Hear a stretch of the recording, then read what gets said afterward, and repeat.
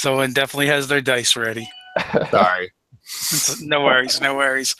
Hey guys, Dave from Nerdarchy, for nerds by nerds, hanging out with some nerds today. We're gonna play some 5th edition Dungeons and Dragons. We may have one more player joining us in a bit, but until that time, you guys are members of the company of the Nag.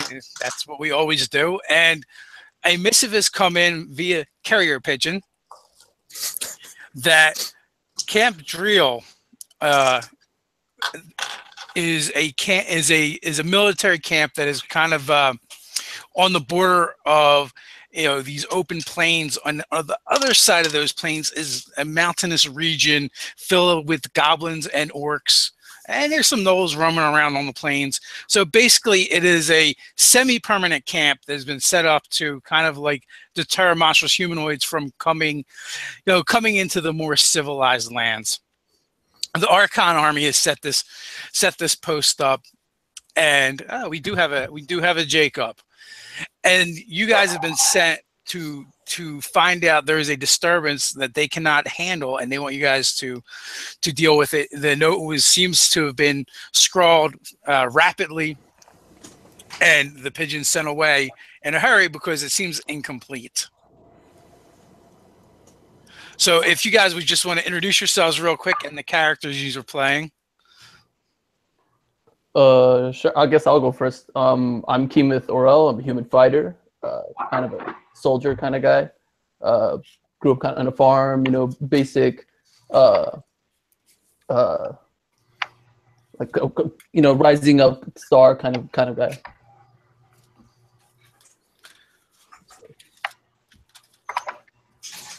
So, Keemeth, what race are you?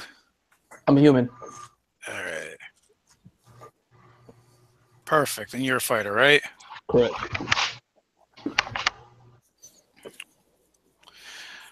All right, Roy. I'm Roy. Introduce yourself and your character. I'm Roy. I'm playing Corn Wormwood, a Lightfoot halfling swashbuckler. Wormwood? Nice. Yep. And Fragginator. I am playing Reed, a Lightfoot halfling ranger. All right. And Jacob, are you set up? Yes, I'm playing Gibblestink, a warlock goblin. Nice. Warlock goblin. A lot of goblin love here. Yeah. He's Gibblestink. I like to cast things. Well, I'm digging it. I'm digging it. I'm gonna be making coffee too because I just woke up. So be back. All right. Gimblestink will be back. It's a smart goblin. Yeah, coffee. Coffee is good. It is not morning here, but I have mine anyway. Mountain Dew. And let's see. Fragginator, I missed your character's name, if you could, real quick. Reed. Okay. Perfect. Quick question: did we have to do a point buy, or did we roll? Point buy or standard array. If you rolled, but at this point, I'm not that worried about it. Yeah, I just did point buy. I wasn't sure. That's fine. We usually do point buy or standard array. Okay. Got the craziness. So, you guys are on the road to Camp Dreal. You're just 1 day's travel away when you actually come across the first signs of trouble. You come across the scene of a battle, and it appears to be orcs and the men of the camp laid out in a tableau of massacre and death. Are there like tents? Is there things scattered around? No, it appears that they kind of met on the open field. Oh, open field. Okay. So this looks like an actual battle and not like an ambush Or Yes, it looks like an actual battle. So if you guys go into it and investigate it, you can see it, and it looks like, at a glance, it looks like the orcs were losing and were lost. But one of the curious things is you find a lot of the fallen men, instead of being killed from the front as if by the orc they were facing, but instead they were taken from behind. I'm sorry, who was taken from behind? The men. The men were. Right. Were they shot or stabbed? Stabbed. Now, were the orc also stabbed in the back? No, the orcs died fighting. It appears, because from looking at the wounds and where the bodies are positioned, it looks like the orcs died fighting the men of the Camp Dreal, the army of Arkahn. Hey, Reed. Yes. Do you think you might be able to find some tracks to see who might have betrayed these humans? I can give it a shot. And to that, I say, I'll aid you, friend, and make sure you're well protected as you search the battlefield. And I'll go on with him. Okay. So just survival check, Dave. Yes. 21. Okay, 21. Perfect. You go all Strider and Aragorn on them, and you're like dancing around the battlefield, pointing out the tracks and kind of how the battle unfurled as you see it. You kind of start in where the fighting was and work your way out, and you can see that from the direction that the orcs with their backs would be facing, it seems like they came from that direction. They were met by the men of Camp Dreal coming from the other way. It looked like a fairly open engagement, and then the battle ensued, and then what you noticed is the wounds on the men of Dreal, not all of them, but a few of them, which would probably have been the victors. They've been stabbed from behind. And looking for tracks, the tracks do lead back the way they came, in the direction you guys are heading, back towards the camp. They went that way. And they're booted. They're the boots of soldiers. Other humanoids. But it appears these men were not killed honorably. I say, we must investigate. We must do the right thing. Figure out who would do such a thing. It looks like their friends did it. Not the kind of friends I would want to have. It seems like they're all dead to me. Not They the kind of- probably have stuff on their bodies we could take. I don't know. Maybe dead people are dead people. Humans are pretty much just good for meat. That's it. And experiments. So do we? So we have like tracks that lead to, or like that go out and like towards a direction or something. Yes, the tracks lead back towards the direction you are actually heading. Okay. So we straight on ahead, try to figure out what's going on. Okay, so you guys travel about a half a days when you come to a set of gallows with about a dozen men dangling from them. Have they been there a while? It is skeletons. So they've been there a long while. They have been there quite some time. Now, are you just like heading back in the direction you guys are going? Resuming a normal pace, assuming that you're going to meet up with wherever the tracks seem, or were you actually tracking? I would say tracking. And moving cautiously, considering it looks like the people we were initially sent to help just murdered some of their companions. Right. And they look fresh, right? The bodies look like it was like recently. Yes, definitely within the last day or two. Okay. The bodies of the battle. The bodies at the battle, yes, correct. The skeletons, you actually heard them before you got to them. You know, it basically sounded like wind chimes Okay. in the distance as you started closing in on the scene before you. So I tell my goblin friend, does this look to be like fey magic to you, or something of dark origins? To me, seeing these skeletons walking around there's some type of dark magic in the area. I'd like to make an Arcana check if possible. You may do that. So one of the things you notice about the tracks, though, is they kind of end here. They end right here? They end right here. Do the tracks walk up the gallows? They do. Oh. Oh, I rolled a 1 on my Arcana check. You've never heard of magic like this whatsoever. I don't know. Or you can explain it however you want. Okay, you see these skeletons. There's this guy. He goes, puts this there and that there, holds strings up here, walks around, and bah! This all I know. This all I know. Battlesting don't know nothing else.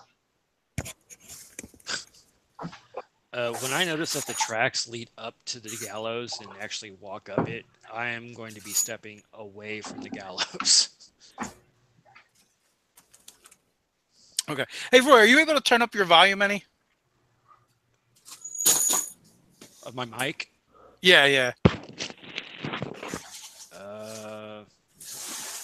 sound rather distant.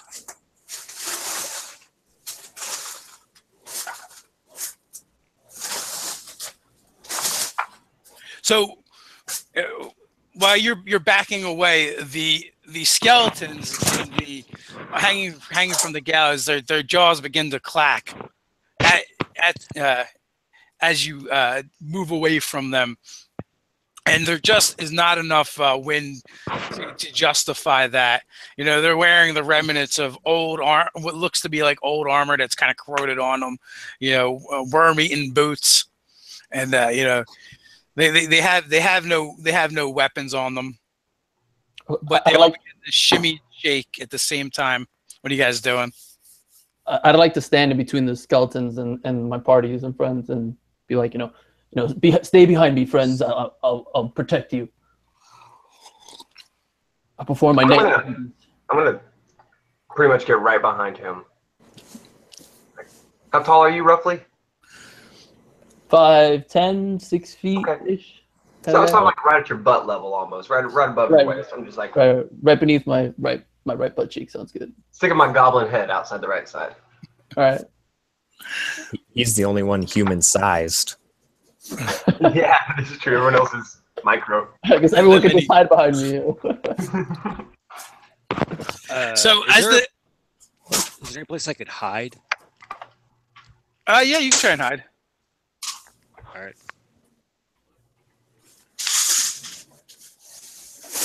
I got a 27 for stealth roll.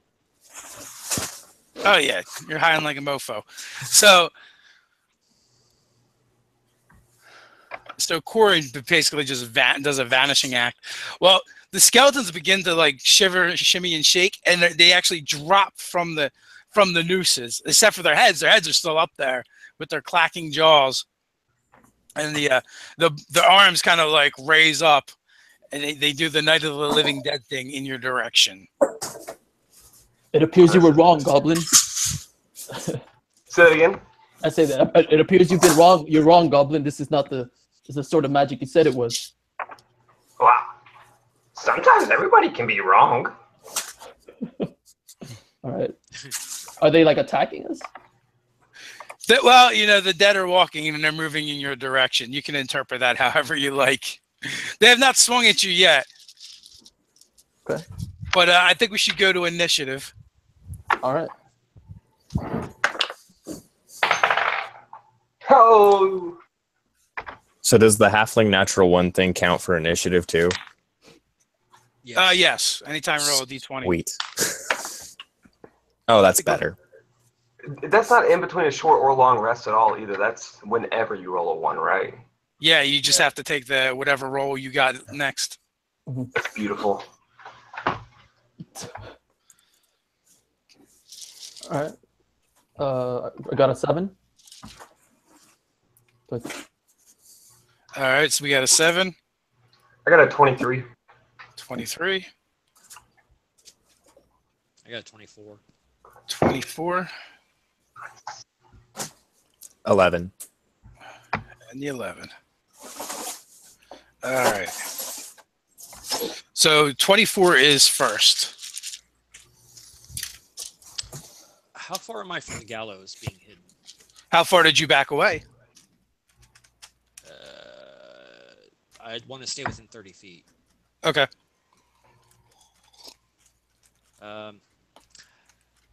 I guess I'll pull out my pistol and take a shot at one of the heads that's still hanging up there.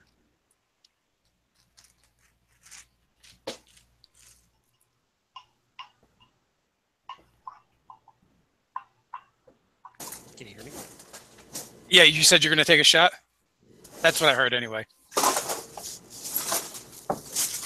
Yeah, at a head. He said at one of the skeleton heads. Yeah.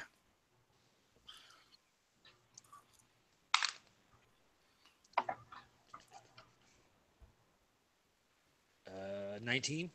That will hit. Is this going to count as a sneak attack?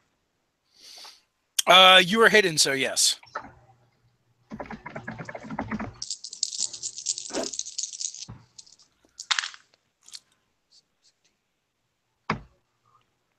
$31 points. Oh yeah, the head just explodes.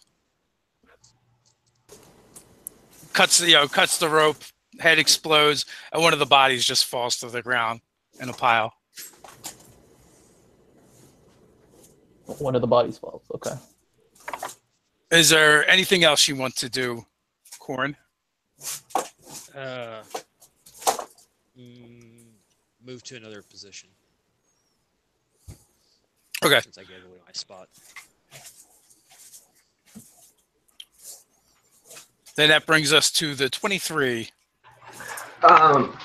So what I see in front of me is goblins, or not goblins, excuse me, but skeletons walking towards us. How many are coming our way? And how far away from them are? All right, there's 11 now.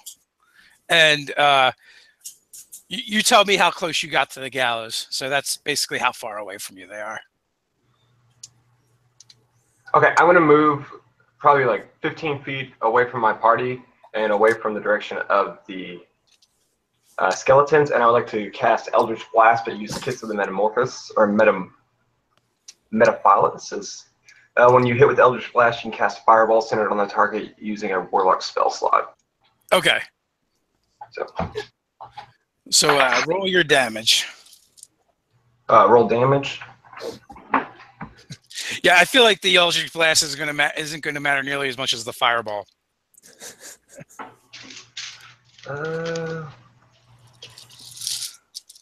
No.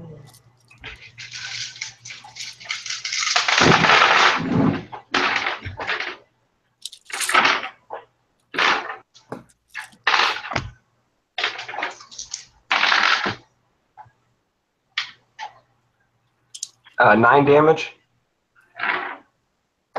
Was that for your Eldritch Blast or the Fireball? It was for the Fireball. 9 damage. What happened? That was amazing. I just want you to know.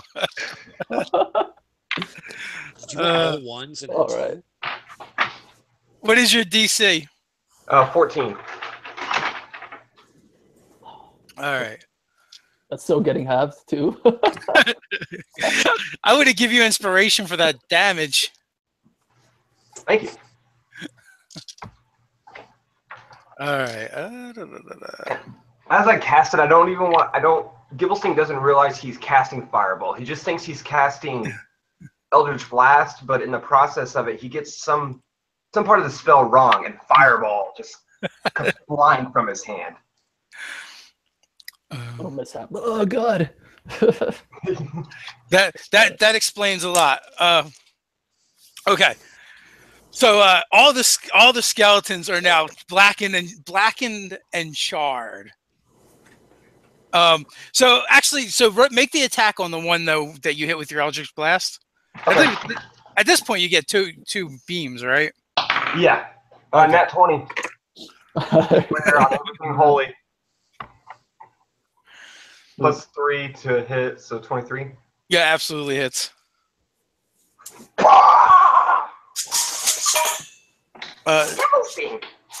So roll your second Eldritch Blast beam too. 11 plus 3. That will hit. He's busy celebrating. Oh yeah, bow. All right, so 2 of them are blasted out of existence. So a total of 3 of them are done. So there is 9 left from the original dozen, and all that are left are their bones are blackened and charred, and wisps of smoke is coming off of their skeletal corpses. Can I use the rest of my movement to get as far away from them as possible? Oh yeah, absolutely. Cool. Over here.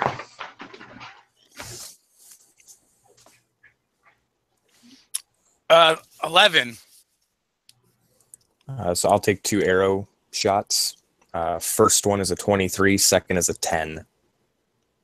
Okay, so the 10 is going to plink in the ground next to one, but the other one absolutely hits. All right, so that's 8 damage total. All right, so totally decimates another one. It severs the spinal cord and it just falls into a pile of bones, and then one of the jaws stops clacking in the noose.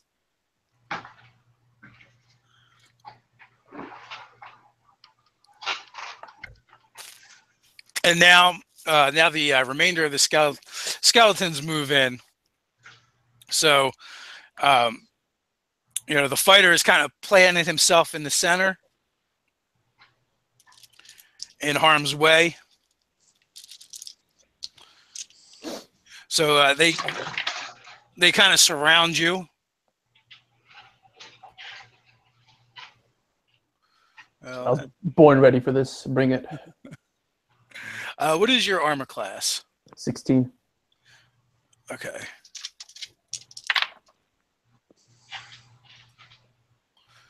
All right. You are going to get hit 3 times.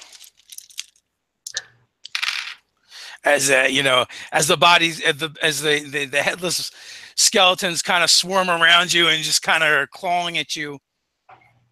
Well, when one of them comes towards me, I'm gonna opportunity attack because polearm master. Oh, okay, absolutely. All right. Does a 24 hit? A 24 absolutely hits. All right.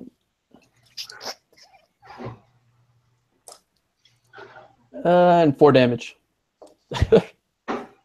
Respectable. So 4 damage, and that is going to actually take one of the ones out that failed its saving throw against the fireball. All right. And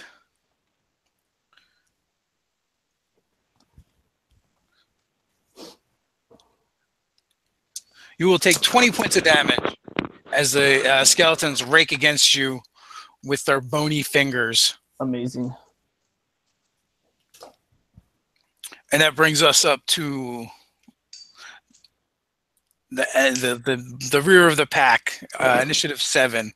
Yeah, that's me. So I'm gonna sarcastically say to my goblin friend, "Thank you for leaving some for me," and then I'm gonna attack this one of the other skeletons that I hit. It's 2 attacks and the back of my glaive. Okay. So this 19 hit? Yep, 19 absolutely hits. 20? Yep. But a 9 doesn't? A 9 does not. All right. Its headless body dances out of the way. All right. I'll do 17 damage to one skeleton. You just basically baseball bat it and it goes flying. All right. Flail it into the air and just throw him across a nearby tree and make him shatter. Okay. Absolutely do that. You basically are able to launch it and lever. It's just bone, so it doesn't weigh too much. All right, sounds good. See you my turn. Okay. What was the second damage? I hit twice. That was total 17. Yeah. Oh, please give them to me separate. Oh, okay. It was, I don't remember. It was like it equated 11. I think it was a 7 to 4, and then my 3 for. Okay, so it would have been 7 and okay, so that actually takes out 2 of them instead of 1. Oh, okay. All right. Sounds good. Yes. So 2 piles of bones. I grab one, I smash it to the other one, and then throw the one I'm holding on to a tree. Perfect. Yeah. And the goblin left just at the right time to leave your right buttock unprotected. Exactly. Yeah. Now I'm vulnerable. My least favorite location. So the Corin is up. I will reload my pistol and hide again if I can. Okay. Nerdarchy. Yeah. It'd be a 23 stealth roll. Oh yeah, you're totally hiding. So there's 5 of these left. 23. Okay. I'm gonna use Awakened Mind and tell my fighter friend that I am coming to the rescue. I'm gonna run up to the fighter and jump on him, and I have the ability to cast Mage Armor. Well, you already have armor on, so that actually won't help you currently. Scratch that. The skeleton is closest to my ally. I'm going to target him with, let's go with Infestation. So it's a conjuration spell that they need to succeed on a Constitution saving throw or take 1d6 piercing damage. Okay. And how many of them can you hit with that? Only 1. Okay. That is a 20. Oh, he got a 20? Yeah, not natural. Oh, he definitely succeeds on that Constitution saving throw. Then it just kind of fizzles away and nothing happens. Okay, so that's the one where you summon like fleas or mites or something like that. Yeah, fleas, mites, swarm its body with parasites. Yeah. So that happens, but him being a skeleton and undead, he doesn't seem to mind at all. kind of enjoys it probably. Yeah, they're like the bones he can't get to. Getting an itch. All right. Yeah, I would like to kind of like run in next to my fighter friend and be a meat shield, a little goblin meat shield next to him. Okay. So I believe that brings us to the other halfling. All right, so I rolled a 1 and a 2. So the 10 misses, but the 1 I re-rolled and got a 23. That will hit. So that would be 13 damage. Okay, 13 damage. You basically you repeat what you did before and just sever the spinal column. It seems to be like the only thing to really go after since you're using a bow, right? Pretty much. Yeah. I just wish I'd quit rolling 2s. The bane of halflings everywhere is the dreaded 2. Yep. So there is now just 4 of these skeletons left. 4 of the heads are hanging in the gallows, just chattering away without a care. So 2 of them will go after the goblin since he's right there. And a 15. Does that hit the goblin? No. Actually, yes, it does. 14 is my AC. Okay. And so you get hit once. And they really, really like the fighter. So you get 10 points of damage of slashing damage from the claws. And 6 points for the goblin as one of the clawed hands rakes across your face, opening up shallow furrows. All right, I'm gonna get an opportunity attack since my friend got hit. Since he's Go next for to it. me, right? Yep. That's it. And then to that I say, protect the goblin. I've been commanded to do worse, and then I go and hit. 14. Does 14 hit? It absolutely does. I tell you with awakened mind, you're doing great, soldier. Where's this coming from? What is this weird fey magic? Give me my attack. And hit for 11. Okay, totally golf swing that thing, goes flying into pieces. Straight to the same tree I've been throwing the other ones to. Nice. It's like playing horseshoes. Exactly.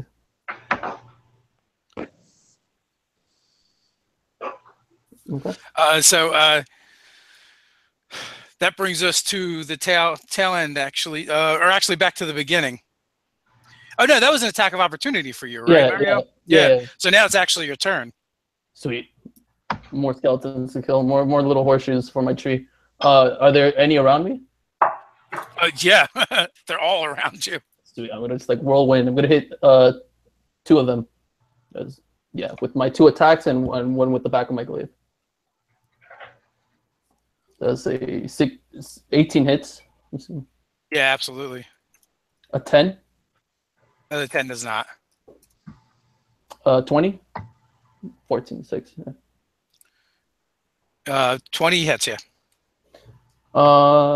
Clearly. Yeah. So one attack is gonna be 13 damage. Okay, totally trashes that skeleton. He flies into pieces. All right, sweet. Okay. Another And head stops chattering. And 4 damage with the back of my glaive to another one. Hit it in the gut or in the spine. Okay, so you do that, and actually, you go for the spine, but you miss, and you just cave in half of its rib cage. So that one is still up. All right, so that's the end of my turn. All right, that brings us to you, Roy. How many are still up? There is 3 of them up, I believe. And they're all around the fighter? Again. Although I don't know if you ran up or not after you realized you couldn't do the thing. Do what? But they're all in your range. Okay. Are they all around the fighter? The fighter. The fighter actually. Let's see. He just killed 2 of them. So no, the ones that are left would be near the goblin. Okay. And there's 3 heads still chattering away. Yep. On the gallows. There is. All right. I'll take a shot at one of the heads. I think there's. I'm sorry, I misspoke. There's 2 left. There's 2 heads chattering, and they're near the goblin. My apologies. All right. I'll take a shot at one of the heads.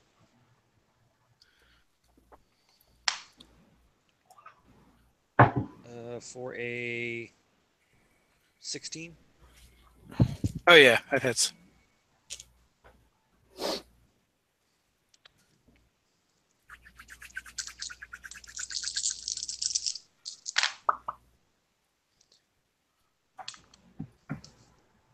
$20. Oh yeah, it's toast. So that just leaves 1 head chattering and 1 skeleton headlessly dancing around the goblin. And I'll put up my pistol and start walking towards the goblin. So your companion decides to join you guys from where he was hidden. From afar, okay. And so that brings us to the 23, the goblin, I believe. I'd like to use my turn to remove the head that's on the gallows. So I guess I'll just blast the rope and hold. I want to hold the head. I want to physically hold this head. Okay, so you're gonna have to move and shoot, but I'll definitely allow you to attempt that. So take a shot. Okay. Oh, I got a 5 plus 3, so 8. The head is now spinning around and from the mist. But you do get another shot. You get 2 Eldritch Blasts. Oh, yeah. 13 plus 3. Yeah, totally severs it. And give me a athletics check to catch the head. 3. Okay, so it's not so much that you haven't caught it, or should I say that it hasn't caught you. It actually, you go to catch it, but instead of catching it, it's now attached to your arm and gnawing. I'm smacking it. Get off of me. So you take 4 points of damage from it biting.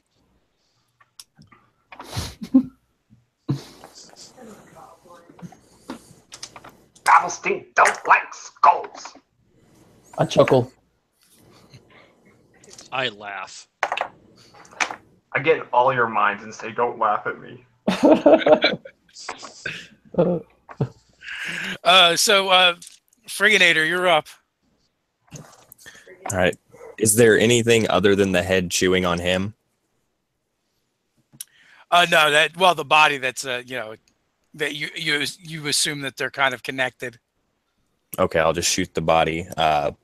But I'm assuming I'm gonna miss with a 9, and then I also have a 15. Yeah, the 15 will hit. Okay, grand total of a 6 damage.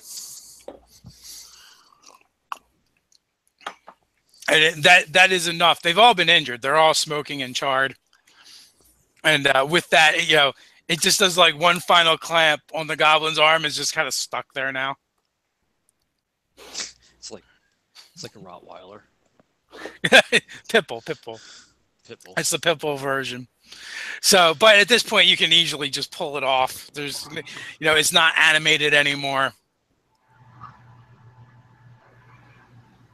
So we've now killed all the goblins, or not goblins, excuse me, skeletons. Yeah. All the skeletons are just piles of bones now.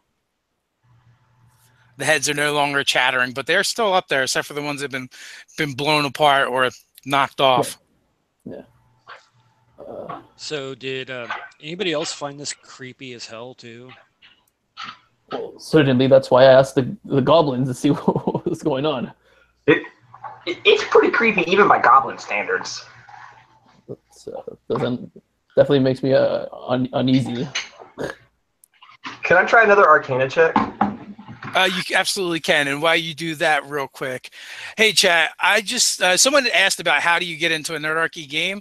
If you're a Patreon, you get entered into the drawings automatically. And if you sign up for the newsletter actually tells you another way to enter for free. So you can have 2 entries. And then generally, if we can't find, or if the people that we've chosen for the game don't respond, we will go to Patreon and grab people from there. Or like I did yesterday, we just happened to doing a live chat, and I said, hey, if anyone's available, email us and you can get in the game. So there is unpaid ways to play as well. So how'd you make out with your Arcana check? 1. You were meant not to make Arcana checks. No, I wasn't. I was not made to make Arcana checks. Or to be a halfling, one or the other. Yeah, I should have been a halfling. So what are you guys doing now? Can we investigate the area?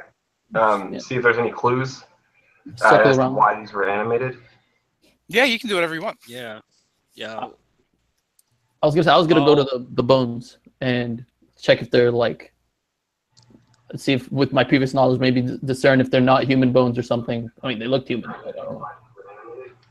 Yeah, so give me a check on that. Can I assist him? You absolutely can. Let's go together a little halfway. Advantage on your roll?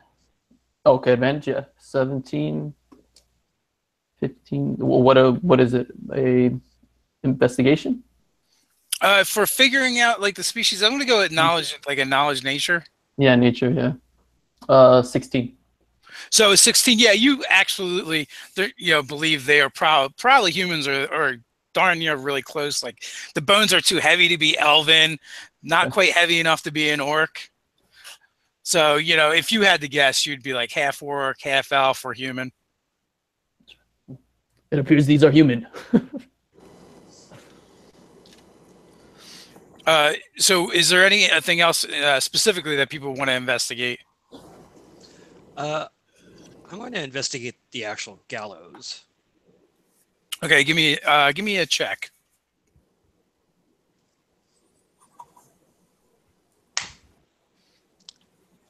$18. Okay, so you're kind of snooping around, and one of the things that probably kind of assists you is you're already kind of low to the ground, so you're kind of looking at the support posts, and you realize behind them on the inside, there's actually carvings or etchings, but they don't. It's not a language you understand, and it doesn't make, and it's not anything that you've seen before. Hey, Stink, come here. I like to look at these inscribings as well. Perfect. Make an Arcana check. Really now? I'm trying a new D20. Oh, I want to go in and assist because I got a Helm of Comprehend Language. Okay. 22. Okay, so 22. These are actually necromantic sigils. Okay. Is there anything else that I know about them besides them being necromantic symbols? You also, with such a high roll, you also believe they are connected to a blood cult, one of the blood lord demons. Aren't there already heroes taking care of this? They're not particularly good at it. Do I find out anything else by having? Because I took a Helm of Comprehend Languages. Does it allow you to read magical writings? Magical writing? Writing. It says writings, any written language. Yeah. So they're actually they're more like arcane runes than writing. Okay. All right. That's what I suspected. But I tried it out anyways because I'm dim-witted. But it does do something. When you look at them, it does make you nauseous. Like you feel like you're just on the verge of comprehension. Oh, okay. And then you want, and it makes you want to vomit. Like I'm like finally feeling what it's like to be like dyslexic or something. Like what are these letters doing? All right. No, it's more like they're painful to look at. Okay. As the magic in the helm tries to decipher them for you. You feel like if you were to if the helm was to fully decipher the meaning of these runes for you, it would drive you mad. It's like trying to do calculus. It's just, To that, I rip off the helmet and discontinue looking at them. you feel much better when you do, but they make no sense now. All right. Sure. How long? How old are these gallows? Do they look like they've been here for a while? Yeah, and they also look like they get repaired. Okay. So, I mean, they're fairly close to the camp, so you figure they probably do their executions here and kind of leave them as a warning. Are we sure we want to go help the people at this camp? Of course, it is our duty. It is our calling. Is it If not? Babblesting gets new test subjects, he's okay with it. Can I I want to grab a bone. I know this probably won't do anything, but I think my guy would probably do this. Just grab a bone and put it on the runes, like rub it over, see what happens. Oh yeah, you're able to like smudge them, Nothing. kind of gouge them away. Okay. I want to pick up a bone and give it to our fighter and say, "Ah, we got a bone to pick with you." That's all. Okay. I make a gesture that I'm like, oh, okay, whoa, but it's like in a playful manner. Just trying to. You fought well. We should burn the gallows. Say, I look at Reed with deep concern on my face as these two are playing with bones. If we want to burn the gallows, I wouldn't trust that onto our goblin, given his previous spells. This finger has power. It's where you stick it. That's the problem. It's true. Right. So, I think we've acquired all the information that we can right here, unless there's something in the surrounding areas we haven't seen. But as a party, we should probably push forward. Well, are we going to burn the gallows? Yeah, let's burn the gallows. I'll Yeah, I'm gonna light up a empty torch. 3 flasks of oil on the gallows. Yeah, they go right up. Some of the timber's a little older, so it has no problem catching and snapping, crackling, and popping in no time. The ropes get eaten by the fire. Okay. I stand back and enjoy the warm flame as I stretch out my body, preparing for the next fight. Okay, so as you guys actually approach the camp, you see well in advance. There's a small wooden wall that kind of encompasses it. It only goes up like 8 feet. It's been made with timber. The edges are kind of been sharpened to make spikes or stakes. And the main gate, there's a sign above it, and it reads "Welcome to Camp Dreal." But someone has gone and carved the L at the end into a D. So it spells drilled? Dread. Dread, okay. Instead of Dreal. Okay. Okay. Dread. I don't have to be knowledgeable in the ways of the arcane to know what that means. I say. And at this point, the gates are kind of just hanging open. We did approach this place like cautiously, right? We didn't just Run at it.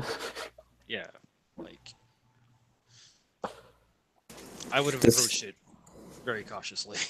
Would y'all This like seems to look for an alternative entrance instead of the main gate? Maybe there's a back door. Yeah, we don't see anybody on top of the palisade walls, do we? You do not. Even from what you can see, from just looking in the hanging gates, it looks kind of desolate. I'm gonna cast Pass Without a Trace on all of us. Nice. Sweet. That's why you don't let goblins in the adventuring party. They just like jump around on the furniture. You come in and out of the pen. I paid for it. Okay, so pass without a trace, and Can we're we looking around.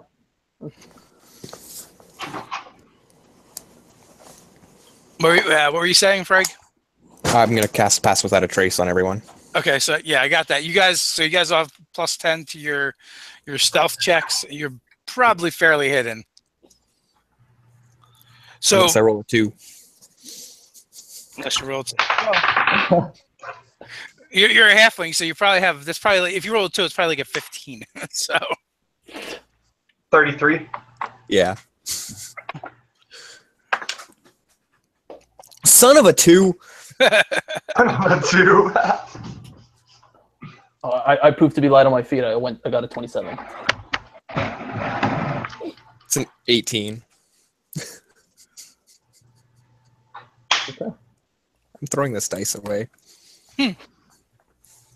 So okay, so are you guys going to stick together? You're going to split up and check out the perimeter, and then come back and report. How you guys want to do it? Does anyone here have the ability to speak telepathically? No, and I'm not particularly fond of it. Only with myself. We shouldn't split up then. We should all go together and around it. Looking through the gate, what kind of structures can we see inside there? All right, so from where you can see probably which is like the main building, and it's probably one of the few permanent structures, and it probably serves as a meeting hall, mess hall, common area, and then you also off to the side you see what looks to be the start of rows of tents, and that's pretty much what you can see from where you are without actually going up and looking in. Or is there actually a gatehouse, or is it just a gate? It's literally just the gate, and the gates are kind of like one is pushed out, one is pushed in. They're just kind of like hanging there. They're not even completely connected. They're like each connected by a hinge. By a hinge. I offer the proposition that I could maybe the party moves to different directions, but I stayed like central, so I can like be like a ward for anyone else, just like in case somebody gets into trouble, maybe. And again, too, like there are trees around, so I mean they're back a ways. It's not like you could just like climb a tree and jump in. Clearly, they cleared everything out, but you could get, you would be able to get a higher advantage. The walls are only like 8 foot tall, so. Can I chose the Ring of Jump as my uncommon item. Can I jump over the wall and unlock the door? Or open the gate from the inside? The gate's already open. Oh, the gate is open. Okay. Yeah. But you would totally be able to jump over it. You should do it anyways. Yeah, I'm going to jump over the wall. Ring! Jump. Land. Okay, so you're actually inside, and you can see like there is a block of tents, all in a row set up. That main building that I talked about, and then there is several other structures that are a bit more permanent but smaller. One of them, as you're guessing, is probably like a commander's quarters. Another one looks to be some kind of like church or chaplain, and then there's another that appears to be like a medical building. Oh, I want to run. I want to run towards the medical building because I'm badly wounded still, and see if there's anything in there that can use to tend to my wounds. Wait, how hurt are you? Hurt? I'm really hurt. I'm like took 30 damage. I'll hand him a potion. Here. Yeah, we can kind of retcon that because you guys would have been like, oh, look, you've got claw marks all over you. All right.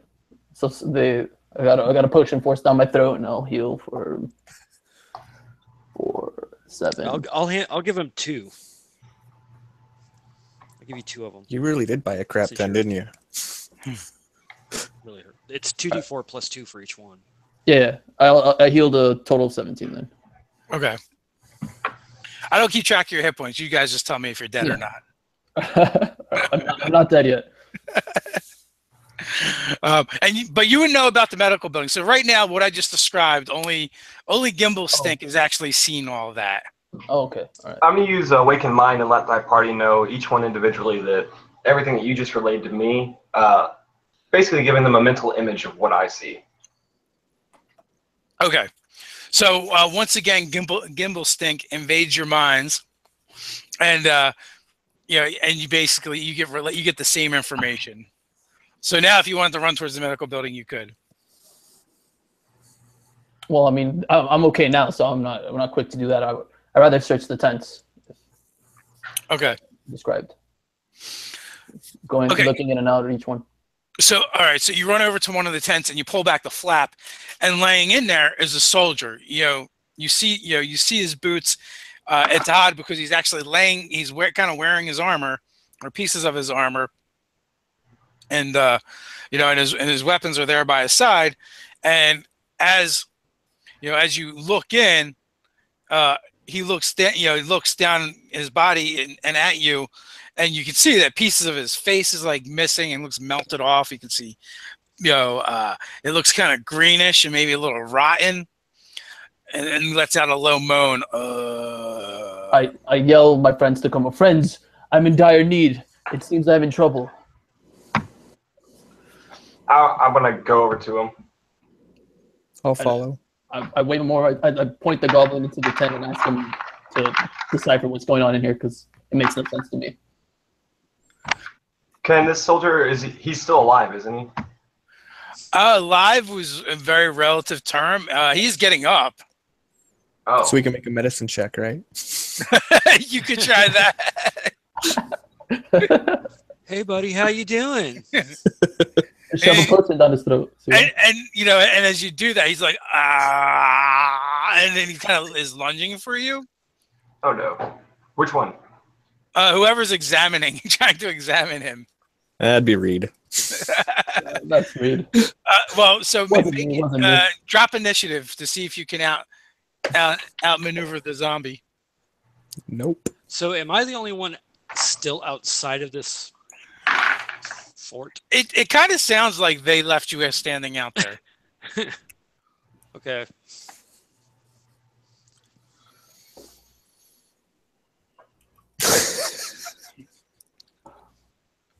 So is that what you did, Corin, or did you follow them in? I wouldn't have followed in as quickly as they just decided to go running into there. No, I probably would have been a hell of a lot more cautious about it. Okay, well, you can absolutely determine what you did and describe that. I'd probably be hanging out near the gate and just watching, observing, kind of hiding probably behind one of the broken gate doors. Yeah. So you probably hear like the low moans drifting from the tent now, and two of them kind of like jumping back. What did Reed get on his initiative? 8.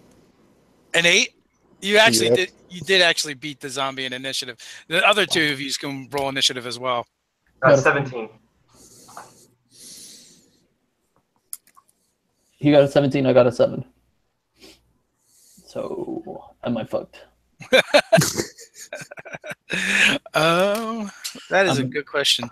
But the 17 can go either way. Okay. I'm gonna just pull my club and whack it over the head. 7 plus 3, 10. 7. Yeah, that absolutely hits. Gotta love zombies. 4 damage.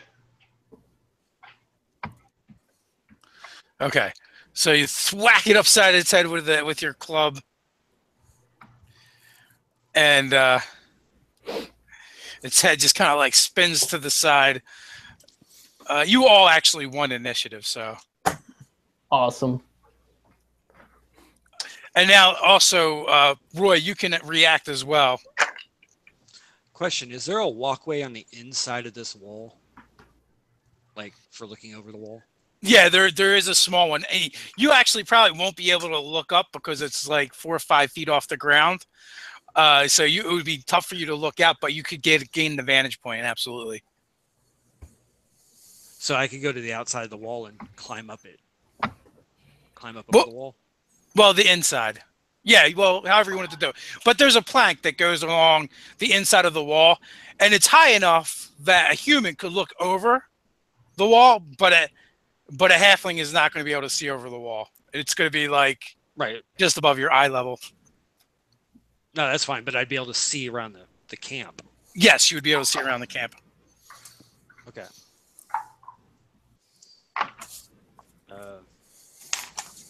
Do you need my initiative now? Yeah, drop your initiative. 22. All right. Speedy. Yeah, so you definitely see stuff going on, but you're not exactly sure at this point. So Gimbal Stink just went, and who dropped the 17? That was Gibble.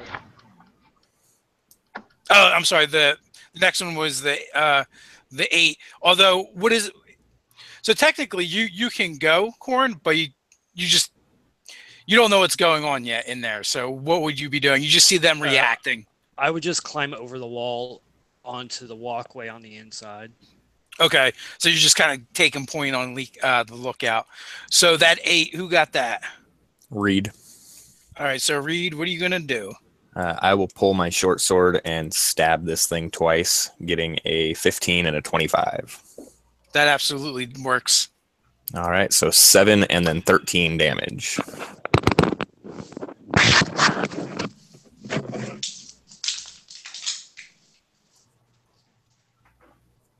Okay. And then run away. Run away! Run away! He's attacking the same undead that's in front of us? Yeah. I thought the 4 was enough to kill it. Oh no, absolutely not. And matter of fact, even the damage that you did, collectively, it just kind of moans as you stab it. It kind of like body jerks. Taking it. It tickles. But then it kind of goes to swing a club-like fist in your direction, but it's moving so slow. Kenneth can go. Was that the opportunity attack for me running away? Oh no! Are you running away? Yeah, I stabbed it and ran. Okay, yeah, it will take an attack of opportunity then.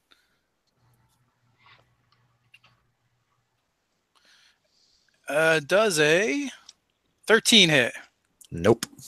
Yeah, so you duck. Yeah, you don't actually have to duck. It just swings high. Perfect. As you run away. Kenneth. All right, I'm gonna attempt to attack it, but in the process, like stab it in its torso in such fashion that like I can pierce him into the ground, maybe stop him from moving. Okay. Smart. All right. Yeah, I'm not as foolish as I look. 15 hit. Yep. All right. 17. Yeah. And 24. They all hit. All right. So it's an attack with my glaive. I hit with a back end, and then on my third attack, I finally try and pin it. Try to pin it. Yeah. Okay. I need the damages separately. All right. 6. Okay. 6 again.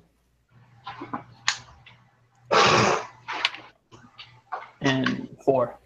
Okay, so you slam this thing, slash, and then jam it into the ground. Give me an athletics check. My specialty. 20. Oh yeah, you totally pin it to the ground, and it's like squirming and worming all over the place, and it tries to get up. It's going to take a swipe at you, but it's going to have disadvantage. 1 for being prone and 2 for being pinned to the ground like a bug.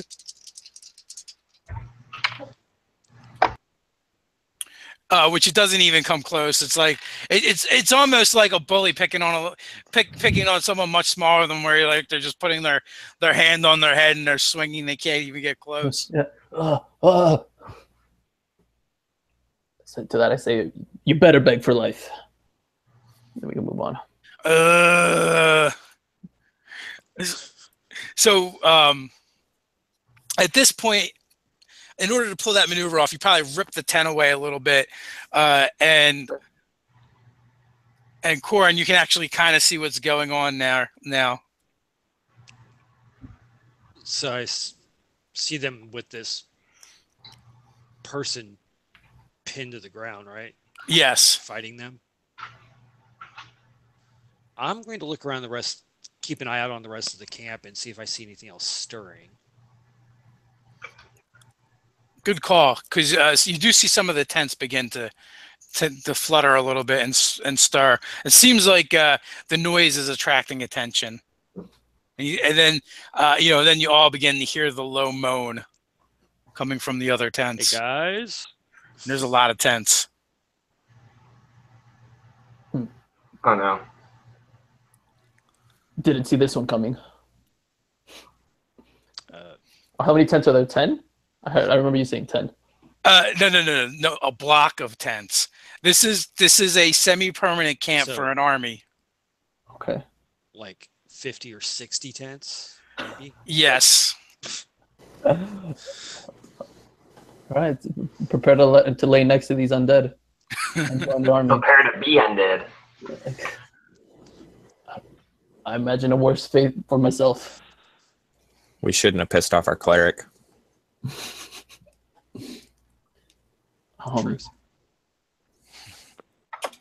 Well, that's not what we're gonna take. Who goes next? What's going on? Okay, so Corin just gave out the warning, and so that brings us to Jacob. So for lack of a better term, the zombie is trapped on the ground currently. It is. I'm gonna move outside and look I would like to make a perception check to see if I notice any more of these undead figures coming our direction, listening to where the moans are at.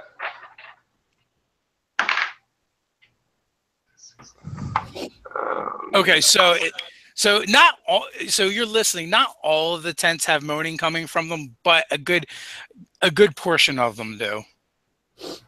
Okay. So probably like 3/4. I'm gonna cast Mold Earth. I'm gonna walk outside of the tent that we're at, cast Mold Earth in a circle, and make a circle pit around us, all rough terrain. Oh, okay. That way, if anything comes towards us, it slows them down. They can't move nearly as quickly, and it kind of gives us a little bit of time. Are we free to move because of pass without a trace, or does that only give us stealth? Does pass without a trace take away? It gives us stealth and ability to not be tracked unless it's magically. Okay. So no, we don't. This is going to hinder us as well. I know we're in a camp, but does it happen to be on grasslands?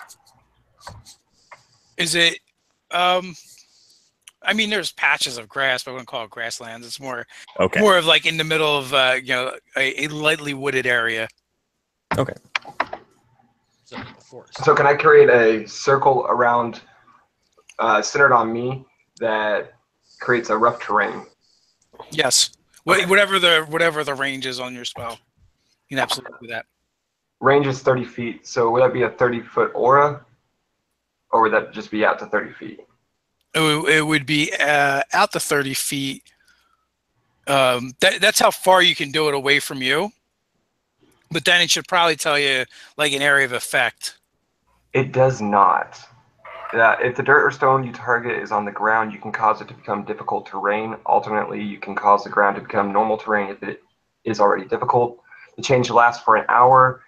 If you cast the spell multiple times, you can have no more than 2 non-instantaneous effects active at a time, and you can dismiss such an effect as an action. I'm just going to say you're going to affect 30 feet. Okay. Yeah, so in the direction of the most moans, I am affecting that area. Okay. And, okay, so what is Reed doing? He's going to go to that area, hopefully find something tall to climb on so I can get some kind of height advantage for shooting my bow. Well, all along the wall, there's that plant. There's like a couple planks. Okay, I will try to climb up that. So there's ladders, so that are set at every corner or so you can easily run to one of those and go up the ladder. Okay, once everyone's up, if they're coming, I'm pushing the ladders down. Okay. All right. So what is Kenneth doing? You're there. You got that zombie pinned. It bothers me not to finish this thing off without before running away, but I'm gonna remove the pin, remove the glaive, and get to one of these planks to safety. Okay. Seeing that I'm outnumbered. So so you do that. You guys are all up on the wall. That zombie begins to kind of get up, and now you see scattered throughout this block of tents. The tents begin to like rip themselves out of the ground, the stakes, and then the tarps kind of fall away as the camp begins to rise. We're in trouble. Yeah, quick head count. There's like 30, 40 of these things. Are the zombies like still covered by these tents? Partially. Yeah. You still have any more fireballs? Oh yeah. How big is the gate, the entrance? Let's see if we can squeeze them in. See if the gate itself is 10 feet. So we can try standing outside. Maybe they don't escape the actual camp, for all we know. I'm staying right up here on this walkway. Does that plank give us? Is that high enough for me to jump over the? It's on the gate, right? This plank. It's not on the gate. It's on the wall. The wall. It's on the wall. And like literally, a person can kind of like reach up. It's only 5 feet in the air. Okay. Like the wall itself is only 8 feet. Right. And this plank is 3 feet up in the air, I'm guessing then. Something. The plank is 5 feet up in the air. So if someone standing on it could look over. I mean, it's not my turn. I was just asking questions. So No, that's fine. So it is actually the zombies' turn, and they just begin to slowly move towards the wall where you guys are, and when I say slowly, I mean really slowly. Especially once they hit that difficult patch of ground, they don't seem to know to go around it, and they're not moving very fast. So they kind of get like bottled up there for now. You said we see about 30 of them? Yeah. And all of us are on the platform? Yes. Okay. Should we run away from here, everyone? There's 30 to 4. Should we nimbly kind of investigate this area without being noticed? What do y'all think? We're already noticed. Hell out of here. I, for one, agree with my little goblin friend. There may be, but there's still 2 buildings we haven't looked at. The commander's building, and I believe one other. There's a commander's quarters, a mess hall, what appears to be a hospital or a medical building, and a chaplain or a temple. We were sent here to help these people, right? Yes. Okay, well, they're beyond help. This is true. Maybe there's some that haven't turned undead, and those are worth saving. And they might be innocent. The magic that is here is very powerful. We all know this, but we ourselves are powerful. We can defeat this. That's sound logic. Do we want to try to lure these zombies away from here and then maybe double back? That's a brilliant idea. I have an ability of, I had an ability. 1 second. I was thinking also maybe they're afraid of the chapel, and I bet there's probably going to be more. We're probably going to aggro more things if we go in there, but it's an idea. It's just where the vampire lives. It's where the red dragon's waiting for us to eat us. So, Truth be told, I'd rather fight a red dragon than zombies. I was just going to say that. I've been working on a new ritual of sorts. Hypnotic pattern. I'm not sure if these undead will be affected by it, but we may be able to divert their eyes and their attention somewhere else while we go that way. Plus, we're all still sneaky. Sneaky. Oh, it's worth a shot. It appears we have no other plan. So if we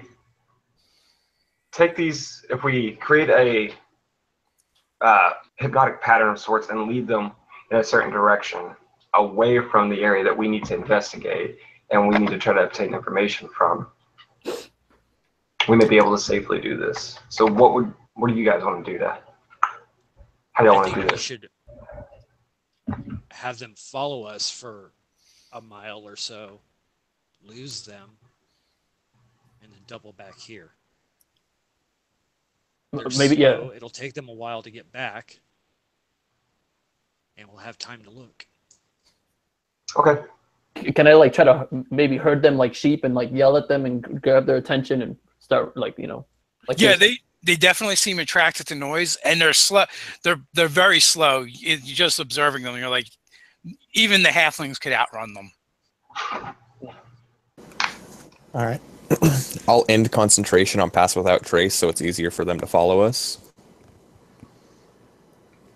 Sounds good. I'm going to hop back over the wall onto the other side. Yeah. And I'm going to cast Mold Earth in a different area to cancel the effect of what's going on, so it's no longer rough terrain for them. Yeah. And I'm yelling at the top of my lungs and like clanging my glaive with another piece of metal. See if they're attracted to that. It's definitely not hard to attract their attention, and now they're all kind of shuffling and moaning and heading in your direction. So you guys can lead them in any direction you want. That you guys are really close to the plains where that this camp is basically set up to monitor. You can lead them over there. Maybe it'll be the orcs' problem. That didn't sound like a bad idea, actually. Lead them to the orcs.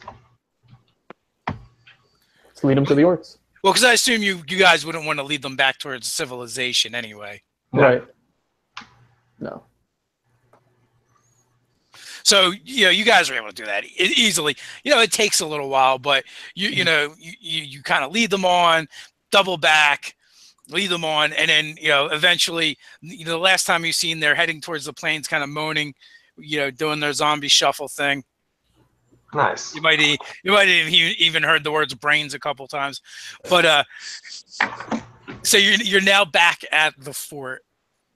And again, you find yourselves under the sign that's been defaced, so it now reads "Welcome to Camp Dread." Okay. Let's investigate the.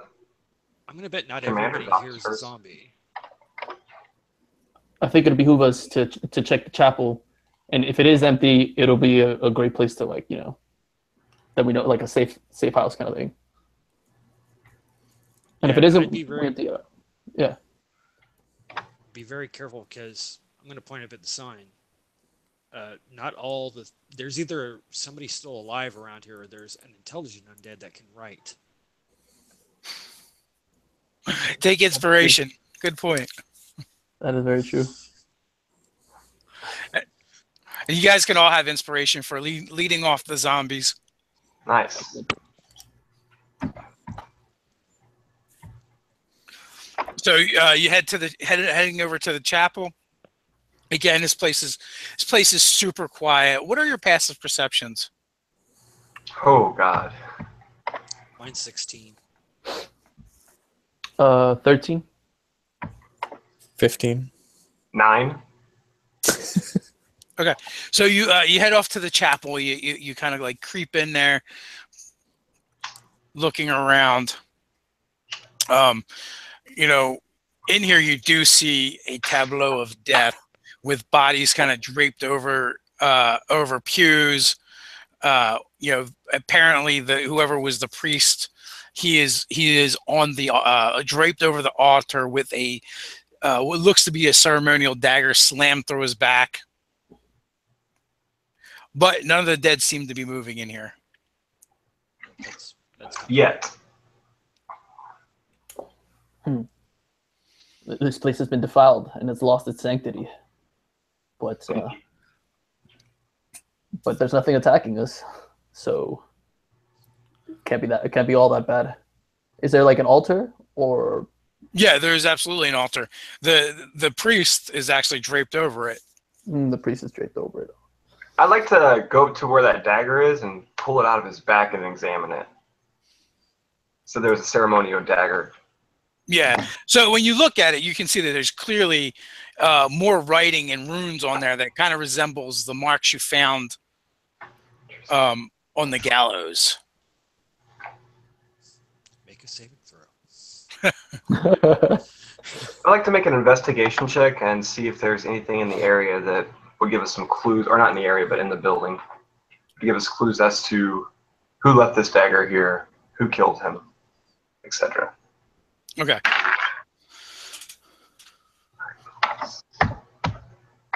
How ripe are these bodies starting to smell? They smell pretty bad, a couple of days old. So one of the things you find is a vial laying on the ground. And you just kind of like discard it. And it is marked with what looks to be like a slash mark with 3 teardrops underneath of it. 3 slash marks with 3 teardrops. And there is a bit of a residue in it, and you find it by the fountain for the holy water. and then looking into the holy water, it looks like whatever was probably in there was dumped into it, defiling it. So it is definitely no longer holy water. Interesting.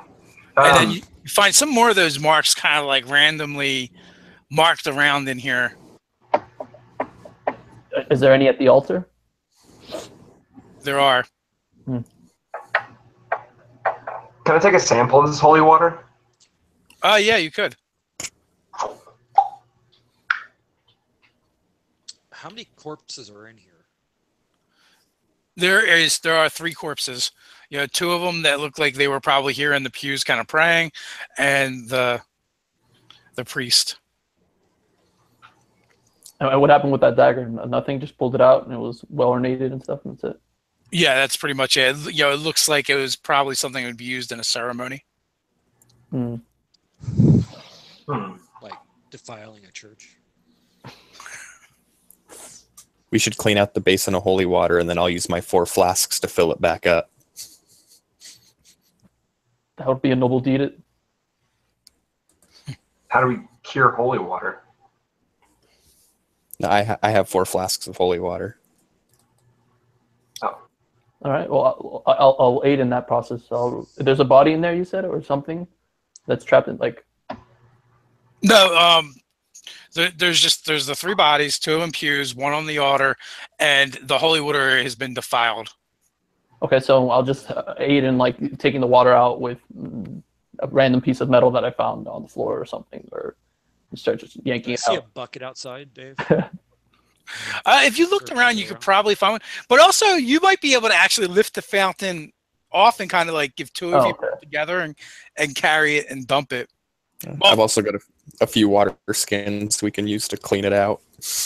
Okay, so you're able to do that and put it back and clean it, and just like with the gallows, you're able to kind of like remove or at least obscure the defiling marks on it. So one of you can choose to make a religion check while refilling the fount. Oh, not it. Not a very religious man myself. All right, I'll try. There goes nothing. 18. Oh, nice, good roll. So, Sunday school came back. yeah. So as you're pouring the holy water back in, and you're kind of like trying to remember some prayers that maybe you've heard, or sermons you've heard. And it actually does come back to you with quite a bit of clarity, and you just feel a feeling of kind of like well-being come over you, and you and any despair you might have been feeling begins to lift just a little bit from this place. And for the remainder of the session, you guys can all have bless. Oh, nice.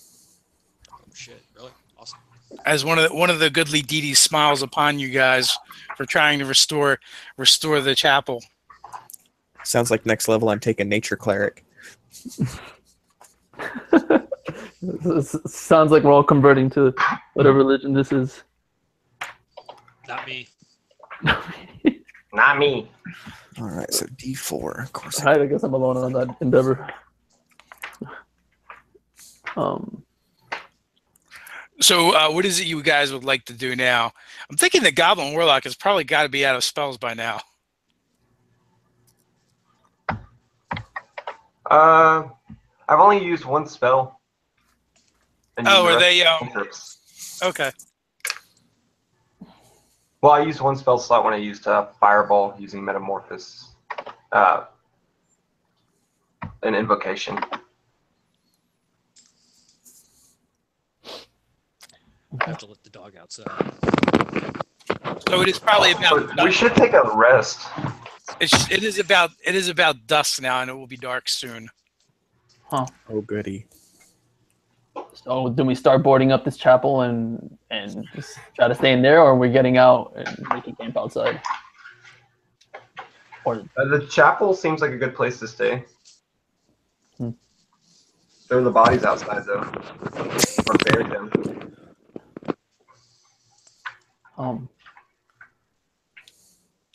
Is there any way we can get an update on the whole orc and undead conflict?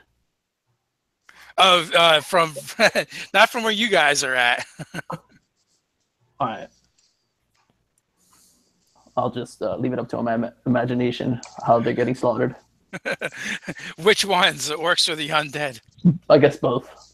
I bet the zombies are gonna get slaughtered. So you guys are able to kind of like move the pews around to kind of block things off. Yeah. And are you guys going for a full rest, or are you guys going to just short rest? I mean, I'm good with a short rest. Short rest works. So, All right. Okay. Yeah. Sounds good. If you guys want to spend any healing hit die or doing your stuff, you can do that now. Probably like an hour into your rest, you start hearing sounds from outside the camp. Out in the camps, things are moving around. Is there like a belfry or a bell tower or something like that on this chapel? Not on the chapel, but in the center of camp there is. But it's probably something they use for warning the camp or alerting the camp. Is there a way to get to the roof of the chapel from inside? There's high windows, so you could probably climb up to them and probably slip out one of those. Is there any windows for us to peer outside? There are. Well, I peer outside. See what's the bodies that you guys drug out of the chapel are kind of wandering around. All right. Aimlessly? Aimlessly. Okay. Well, it seems like it's nothing to fret. Just our little friends are trying to enjoy the afterlife. If they can never make it to the afterlife. Their afterlife. The unafterlife. The unafterlife. So, Corin, what do you if you wish to access the roof, you're able to figure out how to get there. What is it you want to try and do? Just keep an eye out. Definitely see if anything else starts stirring. Can I see over the palisade from the roof? You can. Well, I'll just... you would be able to, but it's dark. Okay. And you do know that you do notice one thing, though. The hospital, there does seem to be light on. There seems to be lights coming from there. Question: when it started to get dark, were the lights on then, or did they come on after it was dark? They came on afterwards. Okay. Is there? Okay. Yeah. And I think someone's in you said the hospital? Yes. Yeah, I think somebody's in the hospital building. Is it someone, or does it appear to be an undead? I don't know. It's somebody who needs light for some reason. It is. Sounds like some innocent soul that needs saving. Let's go save them. And I would think that if I were surrounded by zombies and undead, the last thing I would do would be to turn on the lights and draw attention. A fine point. You do have a halfling. Just pointing it out. So they may not be so innocent, but there's definitely something over there. And this is the hospital, medical building. Yeah. That, or they have timers on their candles to light. One of the two. Or maybe the undead aren't attracted to light, and they're just attracted to sound. In this situation, I don't know. Light a torch and throw it out the window, see if they follow it. Well, there you go. I'll do that. All right, so you do that, and so you're gonna kind of try and like quietly Set it on the ground. Well, you know. I'm not coming outside. I want it from the roof, throw it down to the ground. Oh, okay. Okay, even better. So you light it, you throw it. Yeah. And I'll throw it to like a patch of grass too, so the flame is even bigger and brighter. okay, so they don't seem to notice it until the thump happens, and then then the three zombies kind of drift over to it, and they're kind of around. Like one of them even walks through it and catches. He's caught on fire. It doesn't even seem to notice, and they're just all kind of walking around. I look over and I say to my friends that the whole camp on fire. it appears they're exchanging camp stories. So you're not sure, how the light affected them, but they definitely, once they heard it. And the other thing is, like the zombies, when you guys were leading them out of town, like you would sometimes have to come back and like almost go right up to them and get their attention. Right. Apparently, these undead in particular have a very short attention span. Are the buildings about the same height? Yes, they're all one-story buildings. One-story buildings. Okay. The chapel happens to be a little bigger than all the rest, and most of that is open space. Because I was thinking like how far? Throwing a rope across, see if without having to go outside, go to different buildings. Yeah, how far is that? Yeah. The next closest building is probably a good 30 feet away. And it would probably be easy to sneak by the zombies as well, like if you were to go out a different side from where they are. I'm going to say the whole time I was sitting on the roof during our short rest, did I only see these three zombies out here? You did. Yeah, we could probably just sneak past them. It's a brave choice. And then I guess we remove the things that were barricading the front and head out to a different building. Do we want Pass Without a Trace again? I don't think it's necessary. Okay. Personally, if it's just them. All right. Yeah. All right. So you guys take your time. You kind of like, avoid the zombies that are kind of playing with the torch right now, moaning at each other. One final look back and you see that the other one has bumped into the other two and they're all on fire, just kind of wandering around, moaning. Right. Before long, you're going to end up with 3 skeletons. Which one do you think is going to get to the tents first? I've got 10 gold on the short one. That's the short one. Well, that one seems like he was a runner in his life, his previous life, in his living life. So I'll put my money on that one. Fair enough. Zombie racing. Do we like roll to see? Like, we're gonna roll d20s? Yeah. You guys can have a roll off to see whose zombie is faster. You can add your perception checks to it to see your ability to judge and appraise zombies. Yeah. 18. Well, I rolled a 19 and I got a +6 perception. I know good runners when I see them, but I'm not particularly good at betting.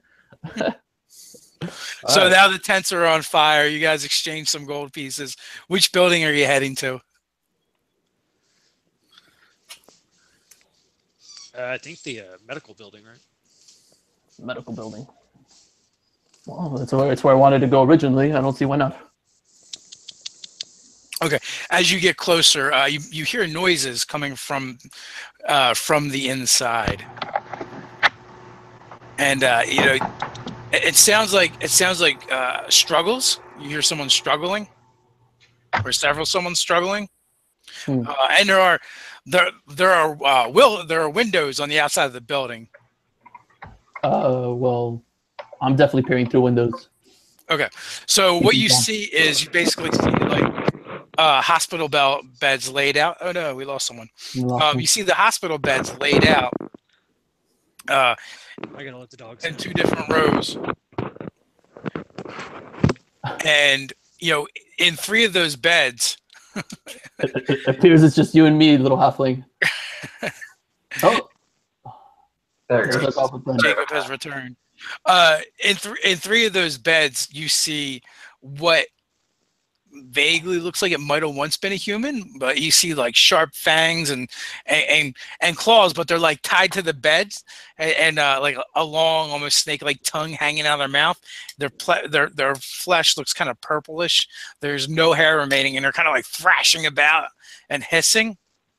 And then that's when you notice that there's a man, or maybe once used to be a man, wearing almost like a lab coat, and he's got the trappings of a doctor or physician about him, except for he's got this crazy shock of white hair that's kind of like going all over the place all at once, and his skin is super pale white, like almost like a White Walker from Game of Thrones. You can see the blue veins underneath. And he's like, he got both of his hands are behind his back as he's leaning over one of the creatures in the beds, and you hear him. You can't really make out what he's saying, but you can see that he's talking. Can I make a perception check to see if I understand what he's saying? Yeah, go ahead. DC 15, and you can try and read his lips. I got a 2, so. Seagulls. Something about seagulls. Seagulls. Seagulls. What's a seagull? What do seagulls have to do with this fey magic? I don't see the point connection. By the way, I want to know if it says Frankenstein on his lab coat. It definitely does not say Frankenstein. Damn. He looks more like Doc Brown. Oh, okay. He looks like Doc Brown if Doc Brown was super pale. Okay. All right. Hello, I'm Babblestink. I just want to say hello to him. Hiding. Or we're behind a window right now. Oh, Through the window, you're gonna knock and be like, "Hey, we're here looking at you." yeah, I want to bang on the Totally window. do that. Well, actually, I run away.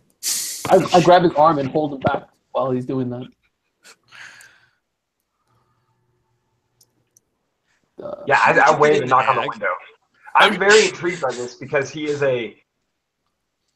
looks to be like chaotic evil from what I'm perceiving, and that's what my alignment is, and he's doing experiments on subjects, and that's what Babblestink is, or excuse me, Gibblestink does, so it's... So, Kenneth and Gibblestink, give me initiative rolls.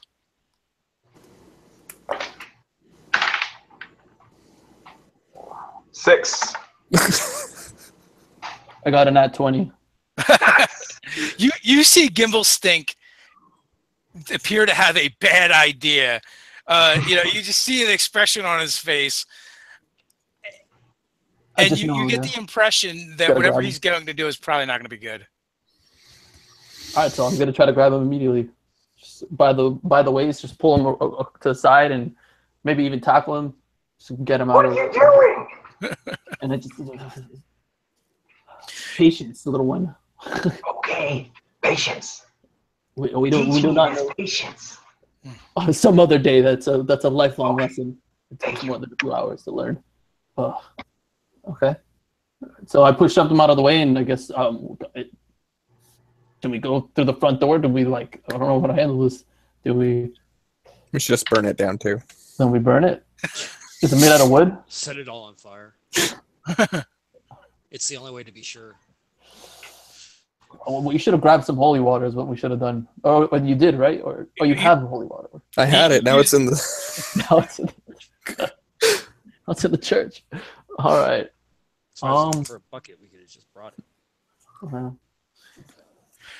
So, what is Reed and Corin doing as Kenneth grabs Gimblestink and kind of drags him off to the side, trying to shush him? Well, initially, I'm pondering life choices that I made and how the hell did I end up here with Stink. But Dan, could I make some sort of perception roll to notice? Can I see if this guy's breathing? You can. So make that roll.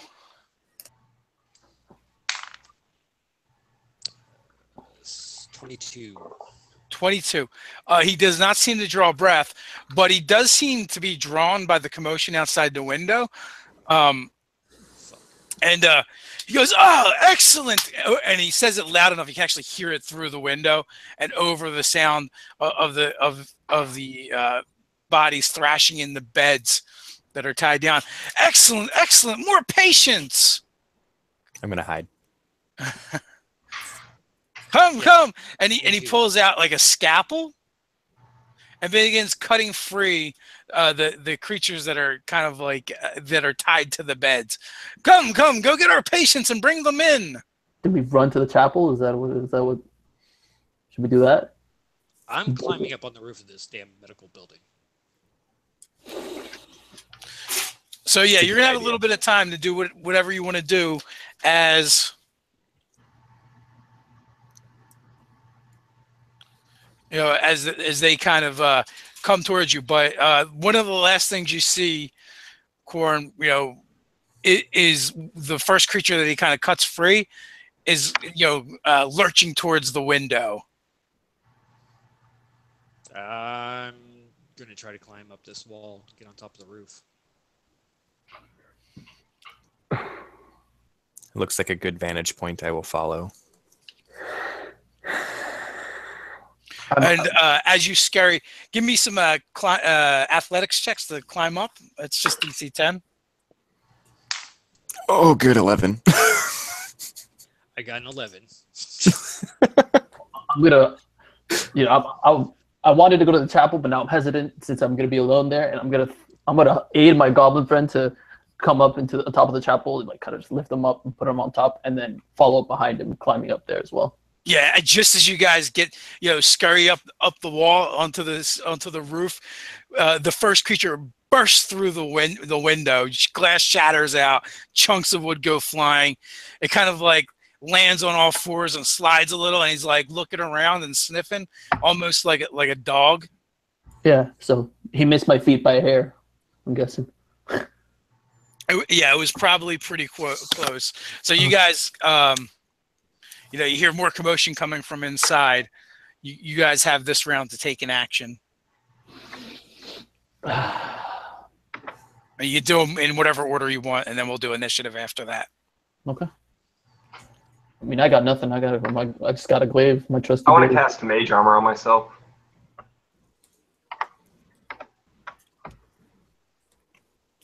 I would have waited until they were attacked because I do more damage if they're already bleeding. Okay. Would I know that? If we're companions of some kind, I would I'm sure say you yes. would. Yeah. I'll take a shot at this thing. Okay.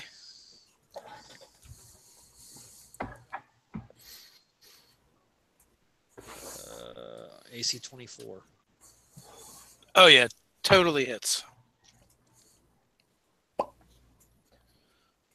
Is it just one coming out, by the way, or are they all coming out of the window? Well, so the 3 of them were tied to the bed, and it was probably going to take them a little bit of time to cut them all free. Okay. That would be 10 points. Okay, so blast the hole in its shoulder, and now it is turning and looking in your direction. You also kind of feel like that shot didn't do quite as much as it should have. Okay, so I'm going to cunning action hide after I take that shot. Okay. So a 14 and a 16 to hit, Dave. A 14 and 16, they will both hit. Okay. 13 on the first and 13 on the second. Are they normal arrows? Yeah, just piercing standard. Okay. That's all I got. Okay. So those arrows, slam into it. Is there a way is there access, like rooftop access between the bottom floor and where we are? like some sort of, I don't know, like stairs, Like a like skylight or something? No, I mean like, is there any way that they can climb up like a set of stairs to get where we are? No, they'd have to do the same thing you guys did and climb. Okay. And it doesn't look like this thing would have a problem doing that. Yeah. All right. Freeganator, are you actually a ranger not using hunter's mark? Yeah. Just checking. Uh, I didn't think that could be done. All right, so He wants to be different, original. Yeah, I'm not that kind of ranger. and how tall is the building? Because with my glaive is 10 feet, but I don't have any crossbows or bows or anything. So can I like stab it down and just reach at it? if it comes to the wall, to the side of the building, you would absolutely be able to reach down. Okay. But it hasn't come to you guys yet. So what are you doing, Gimbal Stink? I cast mage armor on myself. Okay, so you're armored up. Good. Now you guys can drop initiative. 11. 3. 18. 21. What was that? 20? 1. 21. Okay. Kenneth, was that a 3? It was. Just checking. Perfect. I roll high when I need to stop the goblin, you know. But not in combat. All right.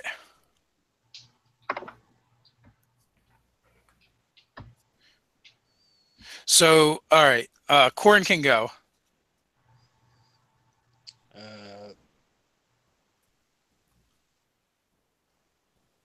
I'm going to hold and see what else comes out. Just stay hidden. Actually, I'll reload and stay hidden and just keep an eye out and see what comes out. Okay. So, Gimbal, you can go. I'm going to look down and at the ground towards the building that we're on. I'm going to cast Mold Earth and make it rough terrain. Make the earth kind of have spikes coming out of it, jagged, along the base of the building we're at. Okay. And So it'll be the same effect as Coltrops. Okay. And I'm just going to move back and kind of examine the area. Okay. So you do that. You can roll a you can roll a die for damage, Gimbal. Okay. Gimbal Stink. 3. Okay.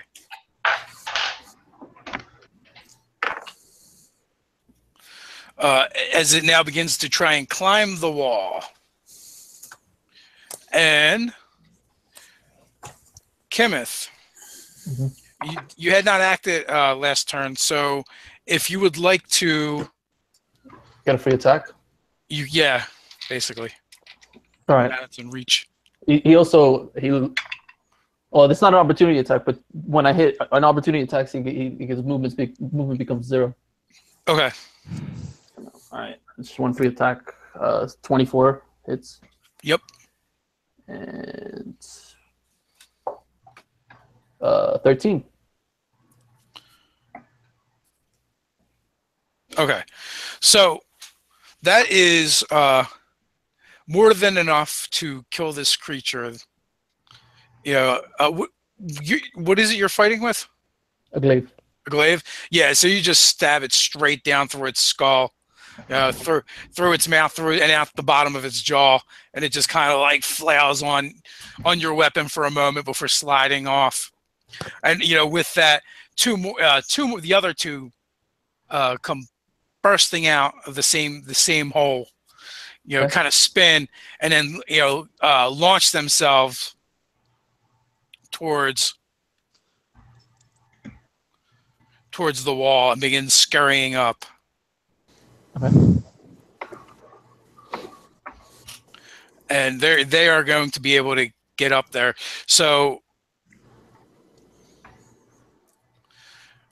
let's see. Kenneth, you were near the edge.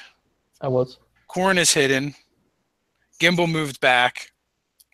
And Reed, where are you at? I am most likely near the edge as well. Okay. So each of them kind of goes after one of you.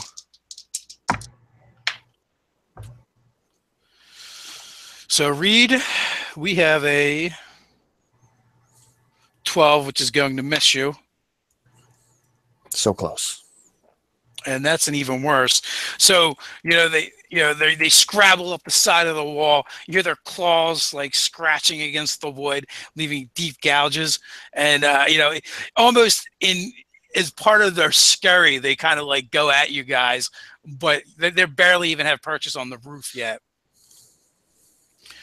So that brings us to Reed. Is actually your turn now. All right, so I'll take 2 shots at him. Or do I need to back up before I do that to avoid disadvantage? You would need to back up. Okay, I will back up. First attack. Oh, go ahead. Did they hit me? No. Okay. First attack's a 24, and second is a natural 20. Nice. So 9 on the first and math, 17 on the critical. Okay. All right, so 2-hour thunk, thunk right in its midsection. And it kind of hisses and growls at you. Now, Kenneth, it's actually your turn. Okay. I like to hit it, but also in such a fashion. It's still climbing up the walls, right? Yeah, they're just over the wall. So I'd like to try to trip it. See if Okay. it'll fall over. So that's a maneuver. I'm gonna do I got a 1. Nice. So 1 does not hit. So you have your next attack. You don't actually call your maneuvers until you hit anyway. Yeah. 13. Hit. 13 will hit. What's up, Roy? Would we, since they're climbing up the wall, would we actually be on higher ground than them? You do have a slight height advantage, yes. The roofs are flat though, so. Okay, so not enough to actually count as having an advantage. No. All Okay. right. So I hit with that one, and I'm gonna roll for the edge of my glaive. A 16. Okay. And now I'm going for the maneuver to try to trip him. Oh, don't forget we have that bless too. oh yes, that's true. You guys get extra die 4 to your attack rolls and saving throws. Right. Use that one later. So I do 4 damage for the maneuver and 9 damage off my glaive. Okay. And he's got to do a strength save. I rolled a 19, so it does not go anywhere. All right, and with the back of my glaive, in a combination of attacks, I hit it with a 4. Hit it for 4 damage, or you rolled a 4? No, for 4 damage. Okay.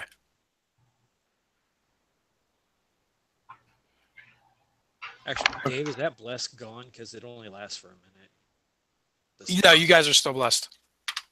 Okay. It's not quite. It's the bless effect. Okay.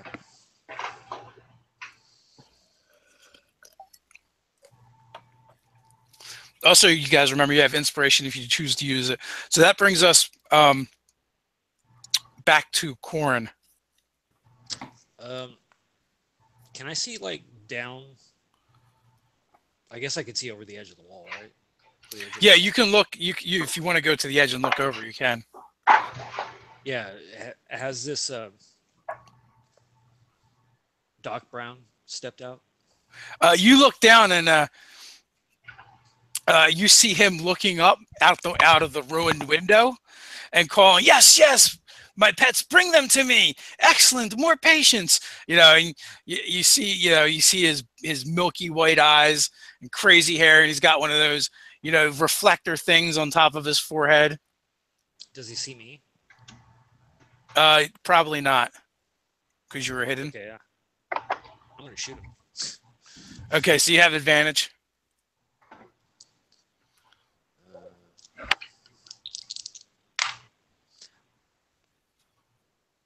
I rolled natural 20. A natural 20 will hit. So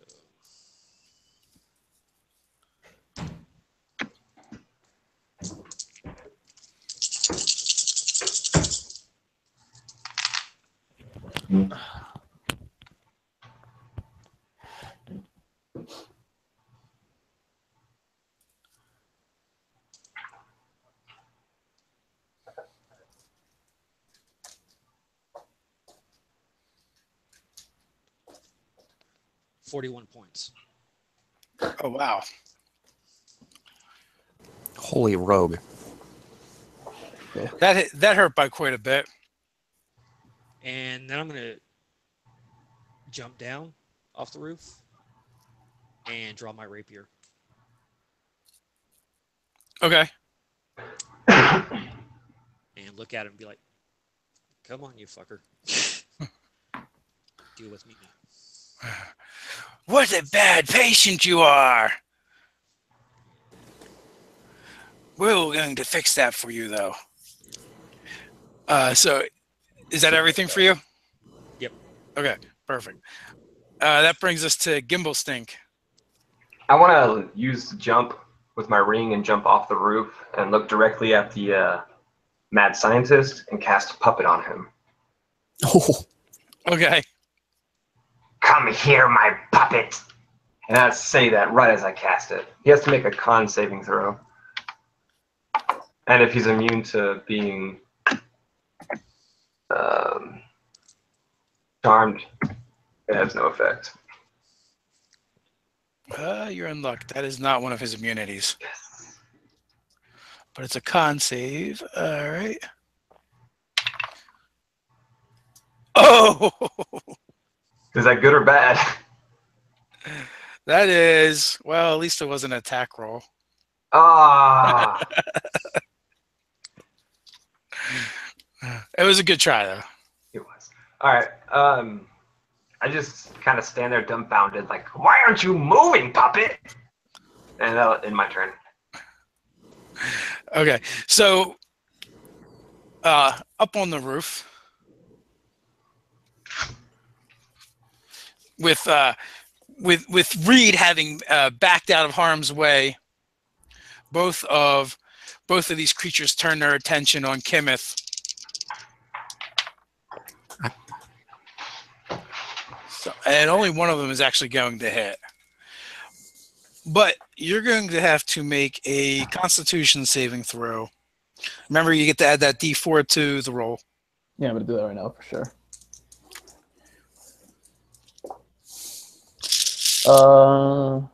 15. Yeah, you're fine. Just for an instant, you feel your muscles kind of get rigid and tight, and then you kind of just like shake it off. And you take 6 points of damage.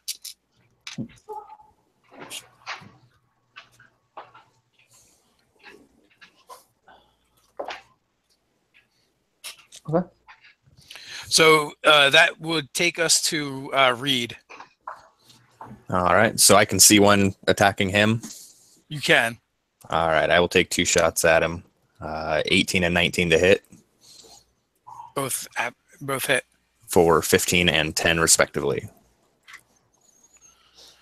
And almost as damage as my critical. That sucks.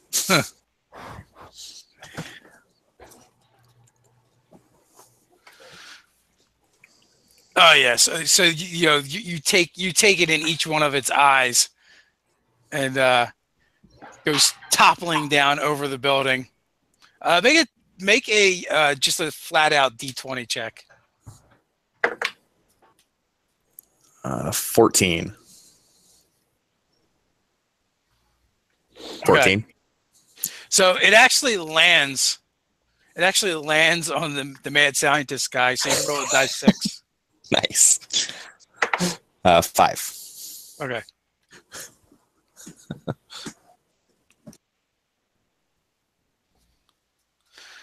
And he starts hissing and sputtering as he pushes the body off of him. This is totally uncalled for. You should be good patients and march yourselves right into the beds. Is he casting suggestion? No, no. That would be great if he did that, but it's not one of his options. So, Kemeth.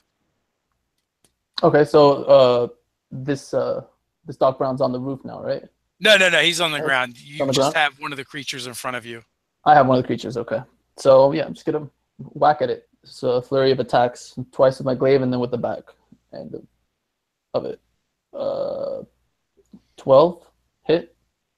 A 12 actually does hit. 9 does not. Yeah. And Are you on your die fours? no. I thought it was only one. So do you always get that D4? Yeah. Oh, okay. So a 9, a 13. I rolled That a 4. hits. All right. And 21 hits. All right.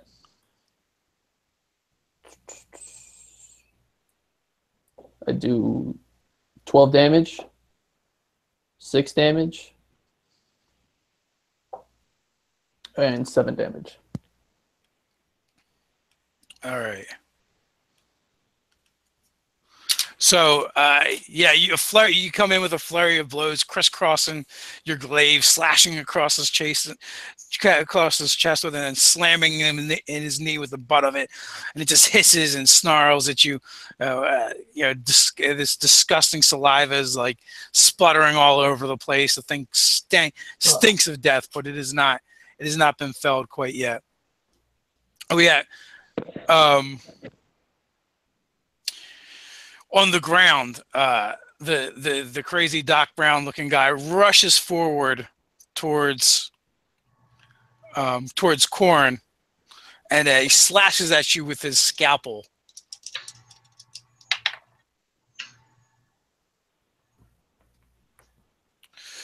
My AC And so I believe the 9 is not going to hit, but a 20 might. Oh yeah, yeah. My armor class is 16. Is that a natural 20? No, no, it is not a natural 20. Either way, I'm gonna uncanny dodge this. Okay, to take half. Yep. All right, and so you're only going to take 5 points of damage, but make a con save. Ooh.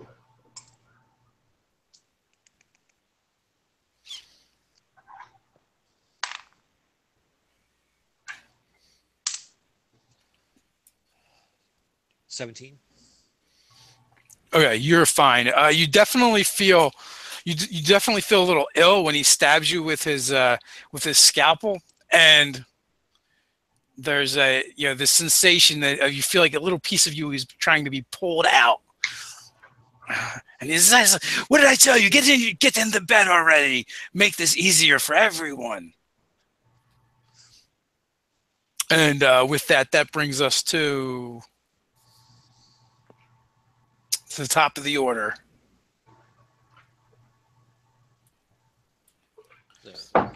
Me. Yeah, it's you, Corn. Corn. All right. He's the only enemy down here, right? Correct. All right. Well, I will attack him with my rapier.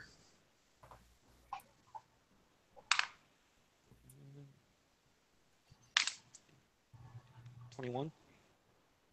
Oh yeah, well, absolutely hit. And you're a swashbuckler, right? Yep.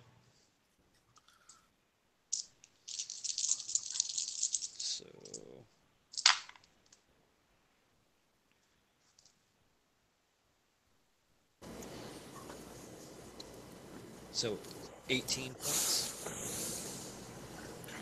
All right. And then I will move back. Okay, you're gonna use disengage. I'm going to use Rakish Audacity. If I make an attack against an opponent, that opponent can't make an opportunity attack against me. Okay. All right, so you move away from him, and that brings us to Gimbal Stink. You puppet! You're gonna do what I say! And I cast Puppet one more time on him.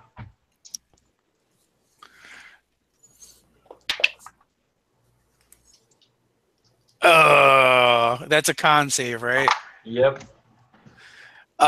Does a 7 do it?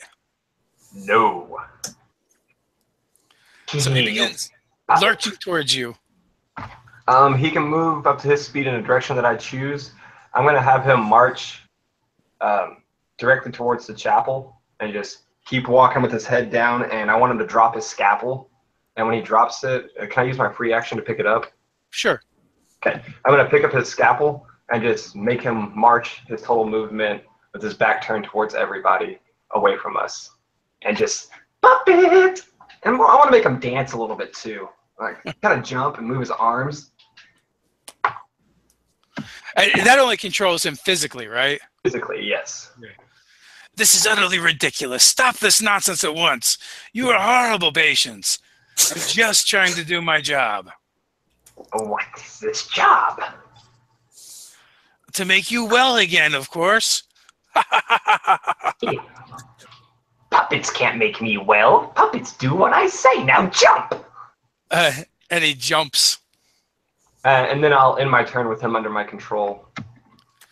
Okay, so on the roof, a 18 to hit Kenneth as this final creature is bearing down on you. Hits. Sounds. And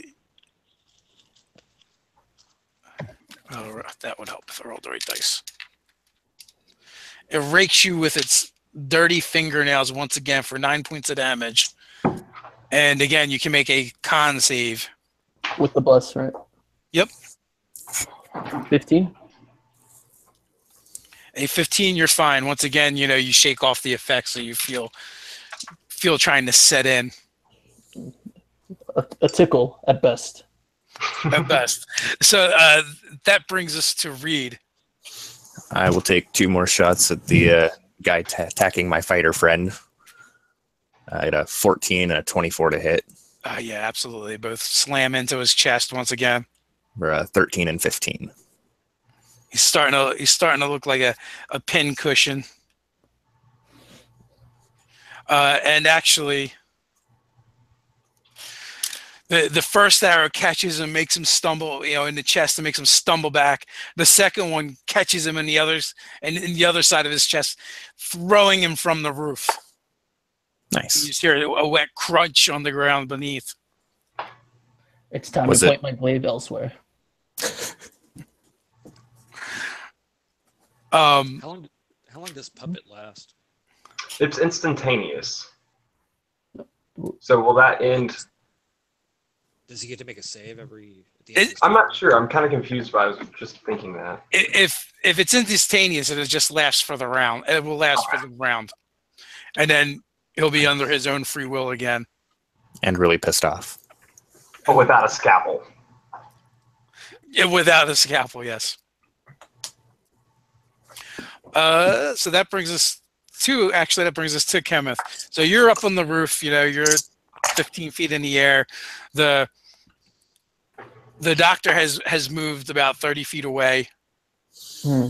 So, I mean, I wouldn't know that he's gonna like lose the effect of the spell, or does he already, to me, look like he's coming towards us again? You probably actually wouldn't know. You may not even know that he's under the effect of the spell because you're on the roof fighting. All right, well then I'd kind of just call him an idiot. He's like an imbecile going towards the chapel. What does he think? You know, does he not fear me? Does he not feel the need to battle against me? And Okay. then I'm just ready in action. If he comes towards us, I'll run down and start attacking him. Okay, so you've monologued. You're now on your way to being a villain. So in a rage, the doctor charges Gimblestink and just throws himself at him just with his fists. But his mind is so crowded with rage. 2 12s, do they hit? Nope. So yeah, he's just like pummeling down upon your mage armor. Not actually hurting you at all. And, angry. And that brings us to the halfling corn. You know, you see this crazy At this point, you assume dead doctor wailing away at the goblin.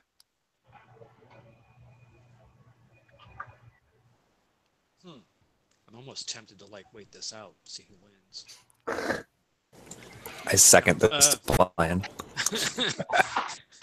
Are we looking to place another bet? No, I'll go and take advantage of the doctor's distraction and attack the doctor.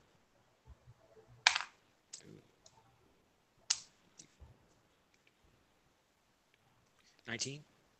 Yeah, absolutely.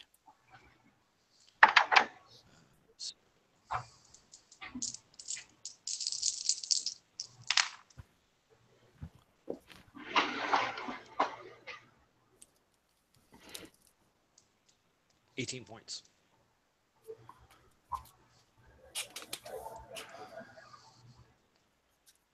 That's piercing. By the way, none of this damage is magical either.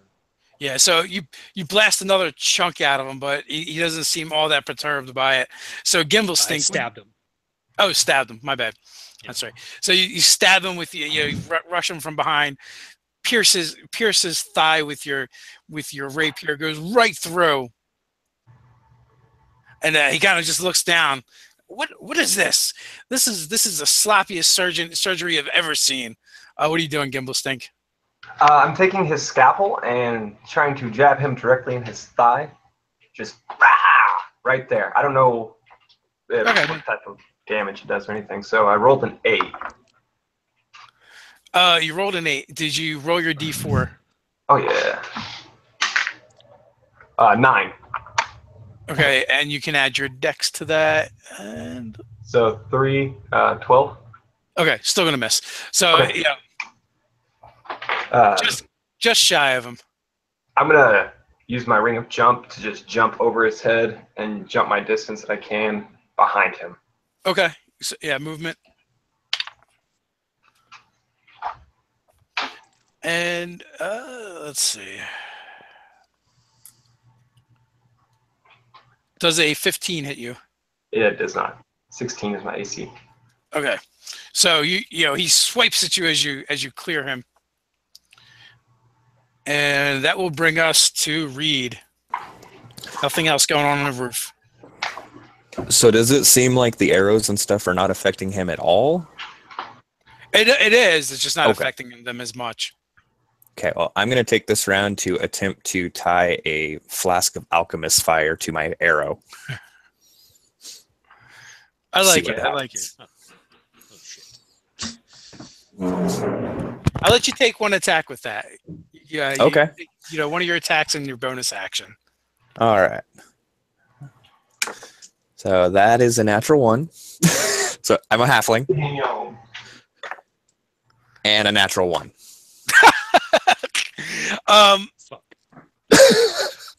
Make a dex check. Do I get bless on this? Yes, you do. A lot, like 27. Okay, you leap away as the alchemist fire kind of you fumble the alchemist fire and arrow and hits the roof. It instantly ignites it, and so now the roof is on fire. I meant to do that.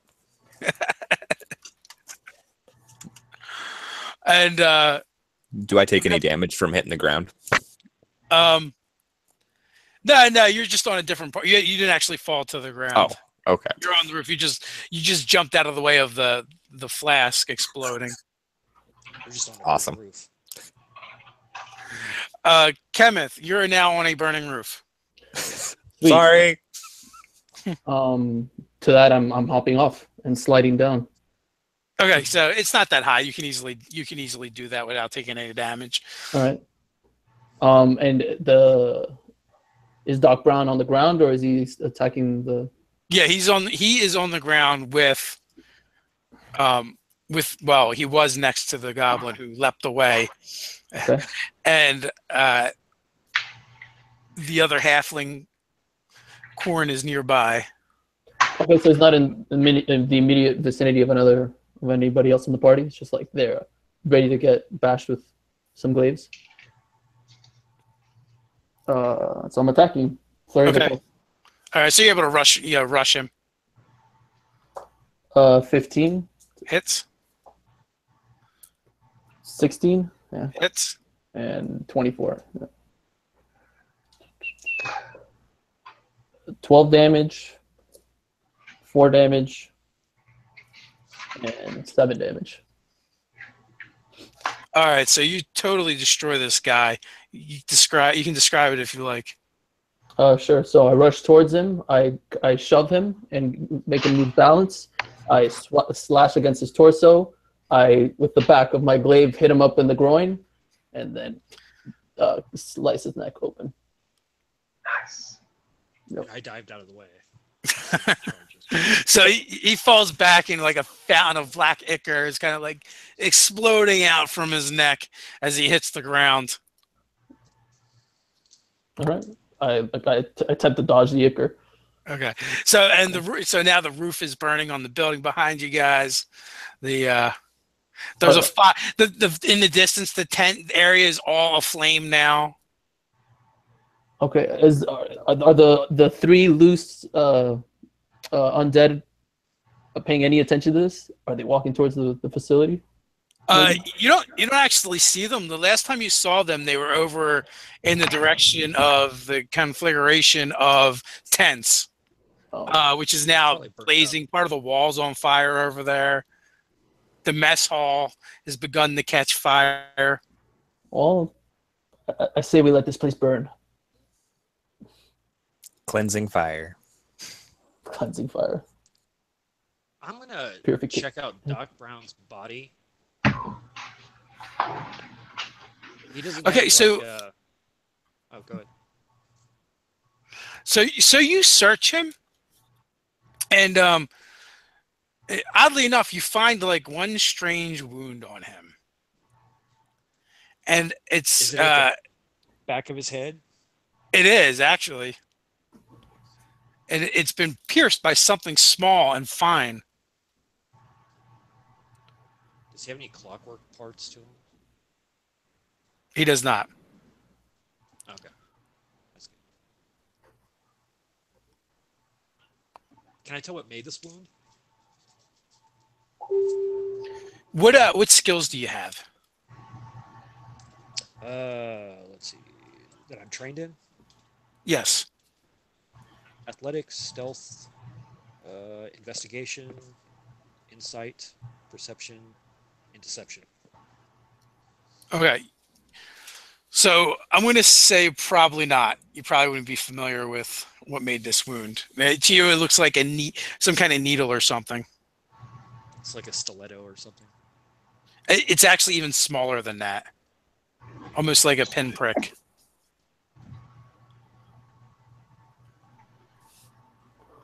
That's all right. Okay. Can I go into the med hall and do an investigation check and see if there's any clues, evidence as to what happened here and why this doctor You can, but you're probably not going to spend a lot of time in there because the roof's because of fire. Yeah. Yeah, I'm going to do this very quickly with an 8. Okay. So probably everything's probably on fire. That's not everything isn't on fire, but so 8 is your total check, or 8 is 8 is my total check. Okay. Well, you can roll a die 4 on that. Or no, it's only saves and attacks. I'm sorry. Yeah. So with I an need 8, inspiration to have advantage though. oh, you can use your inspiration. I advise that. I rolled a 6 this time total. Much better. Gibblestink finds nothing. Yeah, so you find like the beds that are been like stinking and where you can obviously pick out the ones where the creatures were kind of tied to the beds, and which they actually never attacked Doc Brown, and it seemed like they listened to his commands, so it's kind of weird that they were tied up. But normal medical straps. You find a tray with some medical supplies on it. implements and tools that look like, you know, would have went with the scalpel that you found. Okay. I'm just going to head back out with my party, get back outside, away from the fire. Okay. I'm going to take out a flask of oil and pour it all over Doc Barlow, and then drag his body into the medical building and just leave it there. Okay. So it's just a matter, yeah. So it's just a matter of time before the fire reaches him, and everything is going to kind of like flare up. Give me a perception check while you're in there.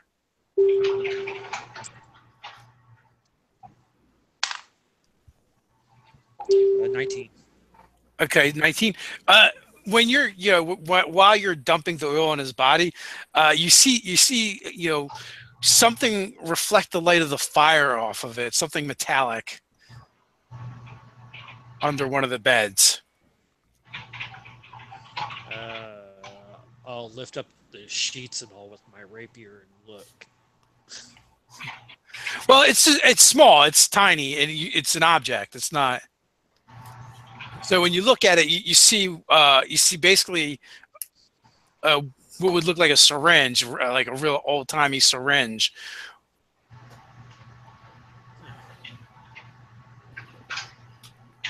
I leave it. Okay. I'm going to sheepishly climb off the building and pretend like it wasn't my fault. So you're able to do that. I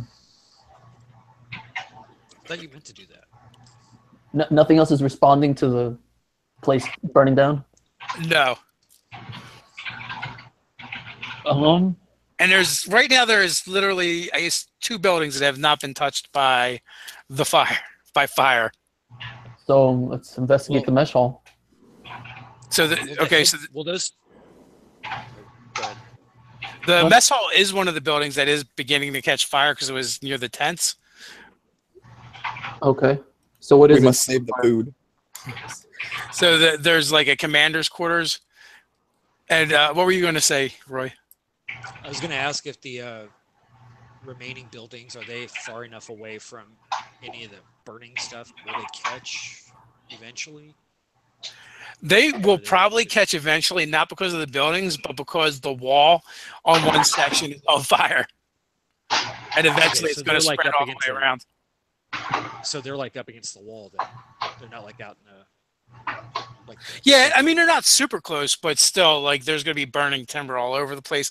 And actually, at a certain point between the medical building, the wall, and the mess hall, there's going to be enough kind of like embers flying around that it would be like probably a miracle if, you know, if the other buildings survived. This place is going to get super heated real fast also, right? Like being like in the middle of this camp with all this fire around. Yes. It's going to get real hot in here real quick. Now, on the plus side, there's a good chance that the fire won't spread. I mean, unless the wind changes or something and a lot of embers get blown into like trees and stuff. But because, you know, because they did clear out around the camp, it'll probably stay contained. Well, I'm just talking about inside this camp. If it all starts catching, we're going to need to get the hell out of here. Oh, yeah, it's going to get hot in there. In the middle here. Well, can I take a quick look around the commander center thing? Peer through windows again?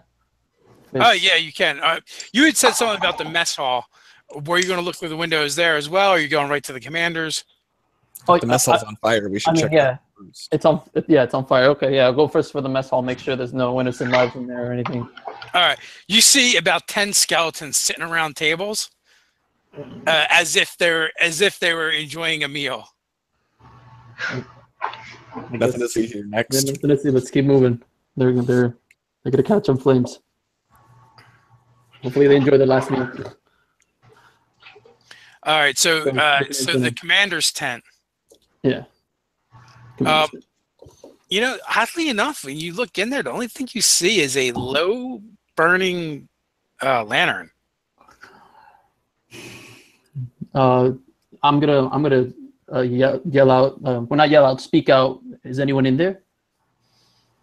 Hello? So when you do that, you hear a voice coming from somewhere in the commander's corner, but you can't really see where it's coming from. And they calling out for help. It's kind of a small voice. Can we all hear this or just him? Yeah, if you're near there, you can hear it. Can I try to sense the location of it? Can I perception check? See where to walk to, where this voice is coming from? Or that? No, you can absolutely do that. All right. Is this like a single room tent, or are there... No, this is actually a building. Oh, it's a building. Oh, okay. I got a 23. It's a single room building, and it's actually got like a kitchen area, almost like an office area, and a sleeping area. Okay. But yeah, you think it's coming from under the bed. Under the bed, and so I'm peering through a bedroom. That's not creepy at all. Yeah, the quarters. There's a sleeping area. There's a kitchen area, and there's like an area that looks like it's set up for an office. It's only a single room. And I'm already inside this building. No, I thought you were peeking in the window. All right, yeah. No, yeah, I am. That's what I thought. Okay, peeking through windows, peeping Tom. Is it 2 floors? Just 1 floor. 1 floor. I knock on the window. It's you show yourself if you're in dire need. Help! I'm trapped. Help! I don't. Where are you? I don't know where to go. I'm over here under the bed. Look around. Are my companions around me? Is the rest of the party with me? Poor boogeyman. I think they are. Yeah. I'm here. I'll open the door for Kenneth. There you go. Such a gentleman. You open the door. Yeah. All right, and he waves me in, and I walk in, and I rush towards the room. Okay.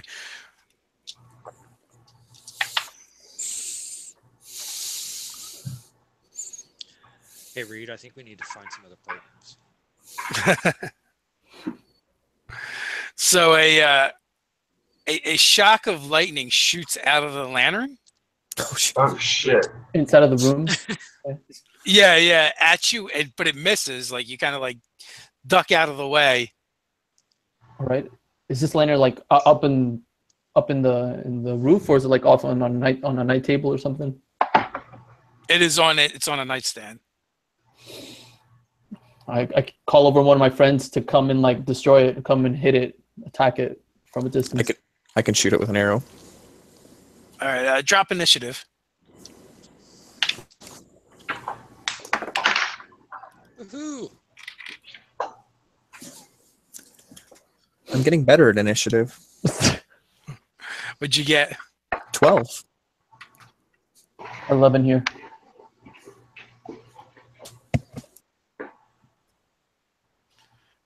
Reed? Reed was 12. One has it on the big screen. What did Gimbal have?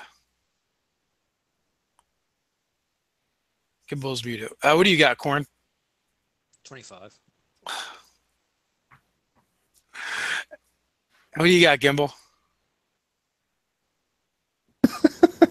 Apparently he loves someone. He loves you. He's making heart symbols. I was making heart symbols. I got 7. Oh, I nice. got worse at initiative.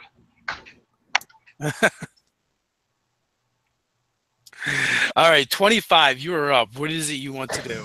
I have no more. I'll take a shot at this lantern.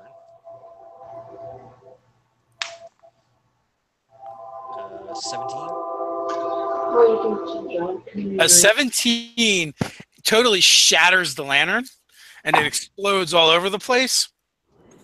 And a ball of light kind of shoots out of it and away from the lantern. And An apparition? not an apparition. It just looks like a glowing ball of light. Okay. Basically this, the size of a the size of like a softball, and it rushes. It rushes to Kenneth once again.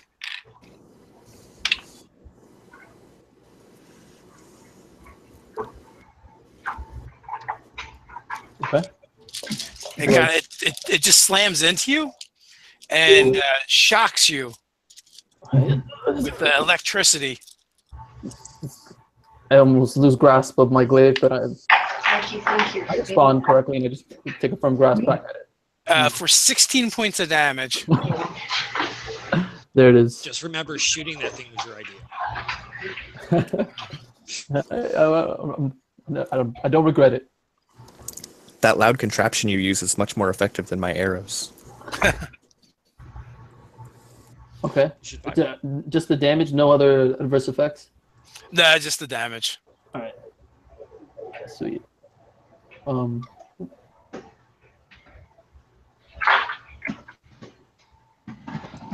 So probably much cheaper and easier to come by though. That brings us to Reed with the 12. There's this glowing evil Tinkerbell flying around. I would like to shoot it.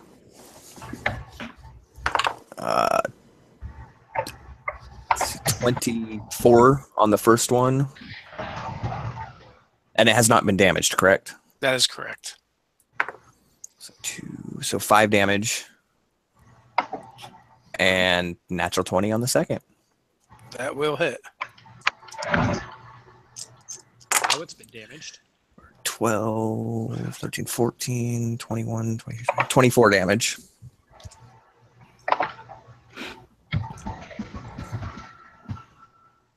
Okay.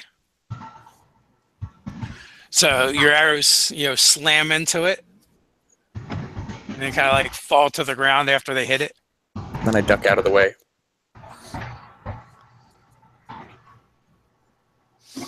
And that brings us to Kenneth. What are you doing?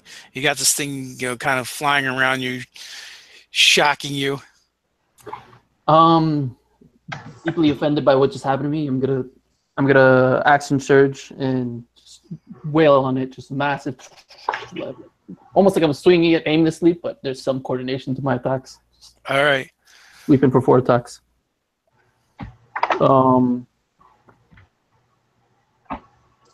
Does 20 hit? 22? The 22 absolutely hits. 23? 23 hits. 14? Misses. 27? Yeah. That hits. And one last one for the back of my blade. 17. Misses. Oh, wow. All right. Okay. Right. Because it's tiny. So that's 3d10. 4 damage, 11 damage. Wow, and another 4 damage. So you basically, instead of like using your glaive the way it's intended to, you almost end up using it like a hammer to hammer this thing into pieces. And glowing ectoplasm ends up splashing all over the place on the ground as you're just like battering away at it. Squatting the fly. That's not going to wash out. Okay, is it dead, Tim, or is it's still whizzing around? It's a splat mark on the ground. I think I took care of the problem. So it is definitely not moving. Okay. Any voice still, or was that just trying to get us in here? You do not hear any more voices. Maybe it was that little fairy that needed saving. Fuck my life.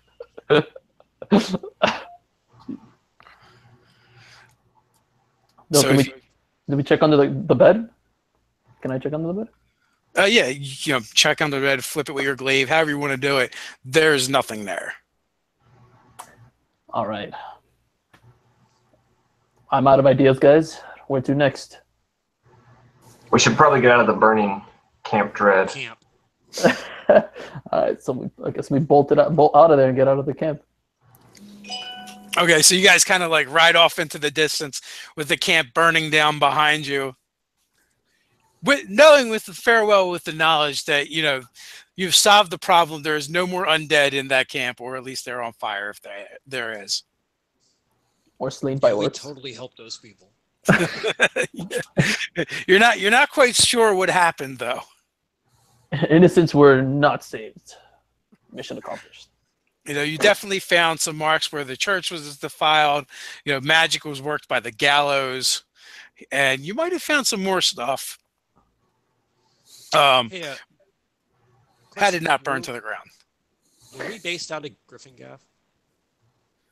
You guys can be if you wanted to.